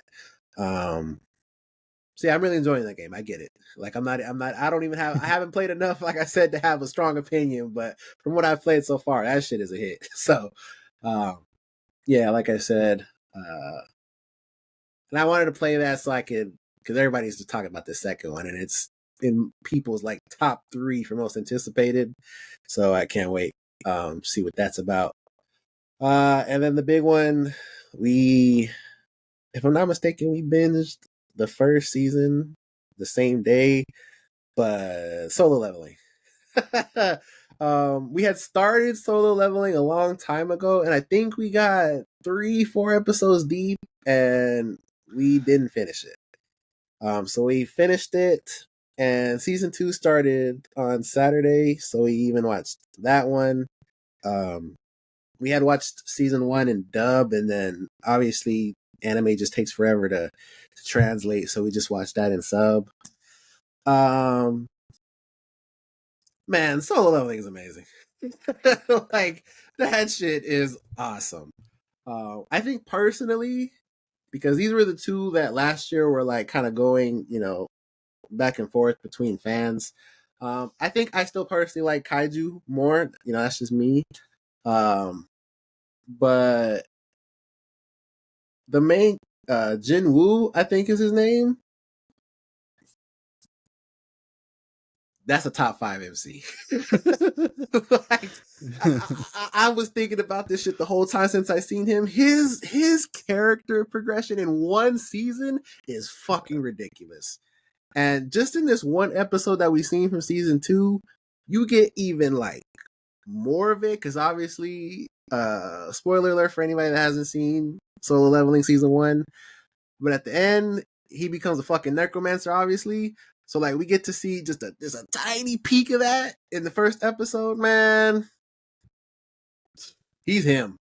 He is him. And it like his character progression is so crazy, it doesn't even feel like the same character from the beginning. Yeah, no. Like it feels like a totally different person. Yep. And so like I said this when I watched the first episode of Solo Leveling, I love how different it is from the fact that like whatever this world is, whether it's like magic or a video game or a system, all of it combined, whatever it is, I love how it's actually in the real world and they don't have to step into a virtual world like fucking Sword Art Online or something like that. It's super unique. And yeah, there's a lot going on. Like there's different like side things that are actually going on besides what we're actually watching. And I just can't wait to see like what caused this and what's going on, because from what he has the controls, but like it's like I don't understand how he has like these controls like it's a video game, but it's actually out there. Like that shit does not make sense to me. It doesn't make sense in my head. It's like I can't wait to see how they explain that, what it is. But yeah, Solo Leveling is fire. That whole scene when he got to the castle with the knight, that episode with the knight and the bro. Yeah. That shit is elite. See, I don't know if you want to say anything on Solo Leveling because we haven't said anything on this podcast, but fuck, man. I think I brought that up the first time I watched it, Solo Leveling. Well, like, I think to where you could say anything. Oh, shit. It's been a while since I've seen it, and I do want to rewatch it. That movie's coming out, which obviously I think is like the first 2 seasons or first 2 episodes. It's bullshit. But it's funny because earlier today, I think it was today or last night, I get a Reddit notification, and it's for Solo Leveling, and the first thing it says is "I'm speechless." I'm like, oh fuck, I don't know. He's got to be talking about season 2, episode 1 or some shit. I don't know, but that first episode is fire. Yeah. They picked it right where they left off. Yeah, I'm gonna rewatch it all again, obviously, and I can't. I've been wanting to do it for a while, so I'm gonna go through it and rewatch it. I can't wait, man. That's a phenomenal anime, phenomenal, and hopefully it just keeps going. Like I said, I've said this before. I hope it ends up in my top 5. Like I the me that I want to put this in there fucking now, but it's one season, and I gotta wait for at least a few more seasons and see how it goes. But yeah, I can't wait, man. It's phenomenal. Yeah, I have enjoyed it from start to finish. not start to finish, but obviously season 1 to where we're at. I was telling Andre before he became a necromancer, I was like, damn, like my only thing really is he ain't got no friends. Like it's just him. Like he has people that he's working with, but this is solo dolo. And then I still wouldn't say that. Yeah, exactly. I still wouldn't say he has friends, but like when he got his army, I was like, damn, he has some friends. But yeah, solo leveling. Obviously, I'm late to the party. Like I started it. We got a decent chunk in there, but it'd be like that. And I've started so many shows, and then I go back to it. And, oh my god, what the fuck did I do? Like I should have watched this a lot sooner. I've done that a couple times. So. Yeah. All right, let's get to the usuals here, and first one being Creature Commandos. I just looked up the episode title and the brief little synopsis that it gave us. I remember Phosphorus, episode 6. Parietal skeletal? I don't know what that word is. I know exactly what word you're talking about. I don't know what the fuck that is. It's like skeleton, but without the fucking skeleton, whatever the fuck. But yeah, Dr. Phosphorus episode. Me and Jet were kind of like, the last episode was all right. It was all right, whatever. They got right back on track with this one. I loved his backstory on how he became Dr. Phosphorus and how he got his abilities and shit. That was kind of crazy. That was wild. Jet mentioned it earlier. The gore, they don't shy away from that. This has a lot of that. It being Dr. Phosphorus, it definitely did that. So it was kind of crazy. I did enjoy it. I was surprised to find out next episode is the season finale, and that's it. I was like, damn, already? So that kind of sucks. Hopefully he can, and obviously he has a post-credit scene that we talked about earlier. Hopefully he can just put a nice little bow on it for this season and get ready for season 2 and future projects. But I really enjoyed episode 6. This was a good one. They got back on track for sure. So what'd you think about it? Am I crazy if you're saying this is the best episode? Oof. I don't think I'm at that best episode one though. I don't think I'm there. Bro, to me, I fucking love chasing squirrels, man. I really did. I really did. I get it. This is up there for sure. His backstory, man. Yeah. Fuck. Yeah. Like him getting to the crime scene, them pushing his hands in the blood and on the knife. Yeah, like I was like, that was wild. That was wild. And then like him immediately getting he didn't wait for shit. He saw that he had powers and said, Where is he? Bring me to him. The guy at the gate was like, I could buzz you in. Nope. Bow. Fired his face. Like I was like, bro, this is. And then even like I call it the side story, but they're still main characters with the Bride of Frankenstein and her whole shit with the house. Yeah. Oh yeah. The brothel. That shit was nuts. Was nuts. I don't know. This episode was that was fire. And then the cherry on top. Fucking Batman. Batman again, alive on the roof. Dude, I don't know, man. Yeah, that was a good episode. Greatness. Got to see Gotham. We got to see Batman. He took over. He became a fucking gangster and took over the whole, turf and all that shit. And he took over his business. That was a great episode. Yeah. Like I said, hopefully they wrap up episode 7, the season finale, really well. And it's renewed for season 2. I think I remember saying so. We'll see how long that takes to come out. It'll be interesting to see how they continue to do DCU animation. Because I hope with more, I guess, prominent characters, maybe like, I can't remember what on the slate is animated, but if it's something like, maybe like Robin and them, if it's like higher tier animation, because Creature Commandos isn't bad animation, but you can just, like, it's not, you know what I'm saying? It's not top tier animation. Yeah. So it'll be cool to see an upgrade when it comes to like more prominent characters. But yeah, that's the only thing. Yeah, for sure.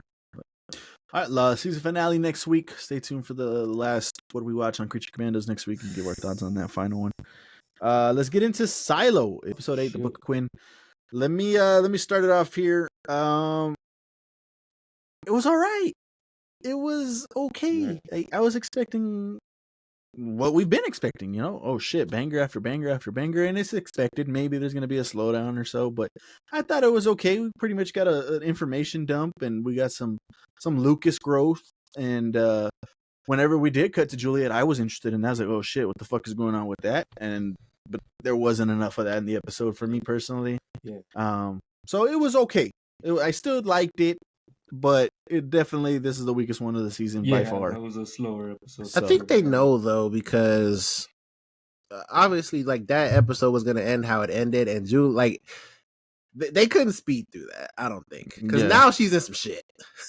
Yeah. Mm-hmm. But it's because that's like twice where it's ended where she's over there. It's like, oh, just show us. Yeah. Yeah, I mean, I get it. Her getting shot with an arrow, that was crazy. Yeah. She was like, what the fuck is this? Yeah, She was like, what the hell? Yeah, that was wild. I was like, yo, what the she's dead.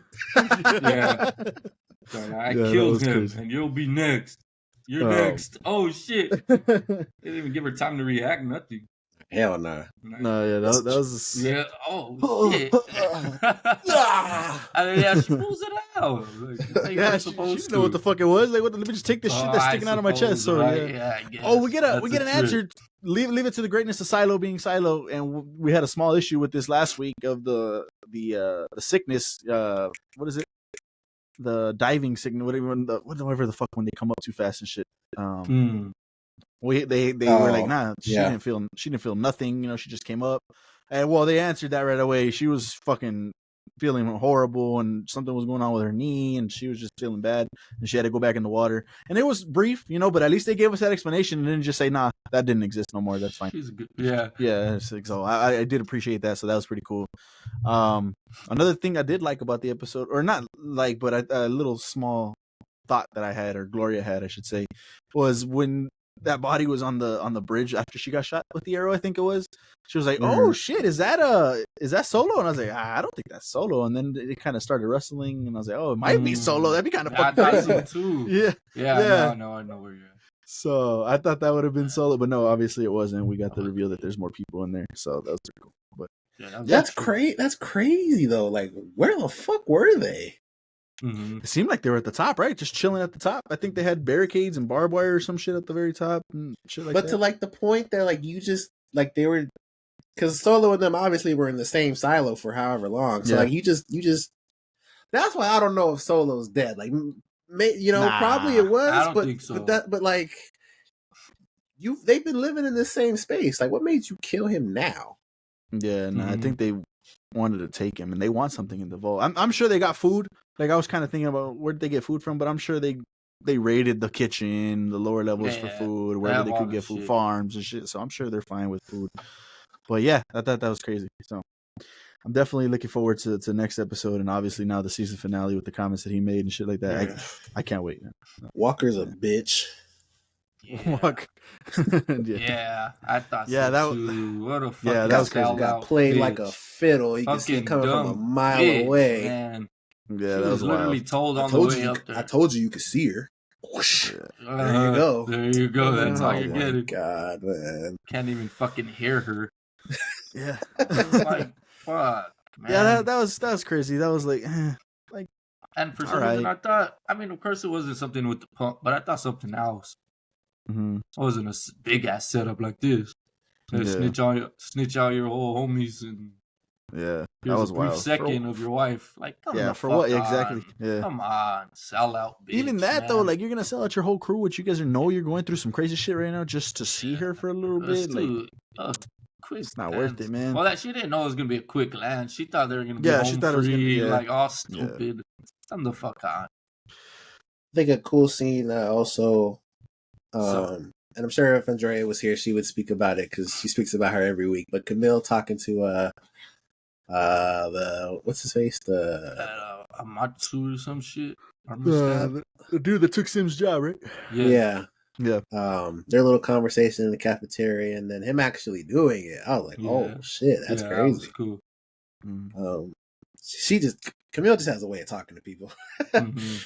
So that was pretty cool. I'm trying to think if anything else. It was a little slower of an episode. Yeah, it was slow. That was really it. But it was big. Walk just turned on everybody. Yeah, It's kind of big. We saw Lucas's, kind of like deal with his shadow power a little bit, Yeah. having the ability to kind of be a powerful figure and kick those motherfuckers out of the house or the apartment and shit. Yeah, And they were gonna kick his ass, and he flashed his badge and shit. And then he kind of wanted to do that again with the family and shit. And like, nah, I'm powerful now, motherfuckers. Like, look at my shadow. I'm a shadow now. Mhm. So That shit was cool when made him relevant again. My bad. Yeah. No, they you good. just Spanish him to the mines, and that was the end of him. Yeah, for sure. I thought it was cool that he's looking for this book, and then by the end of it, they tell him like, "Oh, Meadows, did the same exact shit, flashed the badge, and we already like swapped things." And then him putting 2 and 2 together, I thought was pretty cool. Yeah, just from a storytelling point, but yeah, Cracked it. He figured it out. yeah, he did. He got the whole message. Yeah, thing too. And then the message, You're reading I this, don't- you already, yeah. you already know it's Yeah. fucked Yep. or something. Yeah. You already know how unfair it is, or what, how some rigged shit, I it is, can't whatever the remember. fuck. Rigged. You know the game is rigged. Yeah. There's got to be more to that, man. Like, if there's not, then what the hell are we doing? But there's got to be more. I'm sure there is. So, but yeah, it was an all right episode. Like I said, definitely a slower one. Definitely just a little information dump, and so we'll see. With We'll a see how the crazy last ending. Yeah, crazy ending. Yeah, like I said, I wish we would have got more of Juliet's side. So, Hopefully they pick up from there and leave it there for at least like 30 minutes, man. Yeah. Let us see what they're doing. So I want those people to tell their story, man. Yeah, like you said, I hope most of that episode is in that silo. Yeah, for sure. I need her to come back already for episode 10 to kind of like, I want it to end, like I've said this before, I want it to end with everything being wrapped up. She's at her silo. See, they know she's alive somehow, some way. I don't want no cliffhangers that she's on this other silo. They're about a fucking riot over here and shit's gonna go. I don't want that. So hopefully it's not like that. Or if it is, maybe it turns out to be good. I mean, the dude says it's gonna be crazy, so we'll see. Big surprise. Because she hasn't really done anything in this silo. She has not done shit. Nah. She hasn't done a goddamn shit. thing. She was a treasure hunter for her damn helmet. Yeah. A mechanic to go fix the pump and shit, and so yeah, nothing really over here. So we'll see She how doesn't that learn shit either. So it's just like, she learned how to swim. She learned how to swim. Oh, yeah. She learned how to swim. That's true. I don't know. We'll see these last 2 episodes. Next episode is the Safeguard. I don't know what that could be based off of that title. I mean, maybe that's the other silo, and it's her silo where she's at right now. So we'll see. Safeguard. But yeah, let us know what you guys thought about this episode if you guys watch it. Definitely 2 more episodes to go before the season finale, and we know the season finale, if you guys watched it earlier, is going to be something crazy. So can't wait for that. But yeah, quick little news updates here. We had questions about the budget for Welcome to Derry. It has a budget of $79 million, which is kind of wild. The prequel, the first movie had a estimated budget of $35 million, so it's it's more than double that. The sequel had a budget of $79 million, so that's on par with the show. So yeah, the show's throwing money at it. Wow. So yeah, we'll see how that turns out. But expectations even higher. Mm-hmm. That's crazy. We'll Which see. is the movie? Yeah, the Sheesh. movie was 79. The first one was 35. So crazy. And then the last, I guess, little news update. How much does a private jet cost? For Mr. Beast shit, it costs around $2 million for a basic level model, and then over $100 million for a luxury. I don't know if Mr. Beast got him a luxury jet or whatever, but at minimum, they're looking at $2 million. So, wow, there you go. And we'll see if they make it. If that even happens. I could do it. That's a lot of days, man. Put that bitch in autopilot. You'll be all right. Yo, that's autopilot. That really is crazy. But yeah, that's all the news updates I got. Let's go into final thoughts. Any final thoughts, guys? We're gonna have guests this year. Some good guests. Hopefully we can connect with more people. If TikTok really does get banned, that would suck. It's trending that way, obviously. So we'll see what happens with that. But this will be a good year. Can't wait. Great topics. More director battles, composer battles. And yeah, honestly, if you guys have any other ideas, let us know in the comments. Or anything pop culture, movies, TV shows, video games, anime. We're down to talk about it. So, hell yeah. All right, there you guys go. Another episode in the books. Let us know what you guys thought about the episode, the Emmys recap, the 2025 versus 2026. Golden what Globe watches. Oh yeah, not the Emmy. Sorry, the Golden Globes recap. There you go. Let us know what you thought about all of that. Drop those thoughts down in the comments below. And while you're down there in those comments, go ahead and drop us a like and subscribe if you haven't done so already. That would be much appreciated. For our audio listeners, drop us 5 stars. That too would be much appreciated. Don't forget to use code LFG10 at SuperX if you're looking for some apparel. You guys have been killing it with that, so please continue to do so. That is awesome. Over on Fortnite, LFG Pod and our supporter creator code. That would be awesome if you did that as well. But in the meantime, go ahead and keep it locked here to LFG, where we got you covered on anything and everything in pop culture. And we'll see you on the next one. Peace.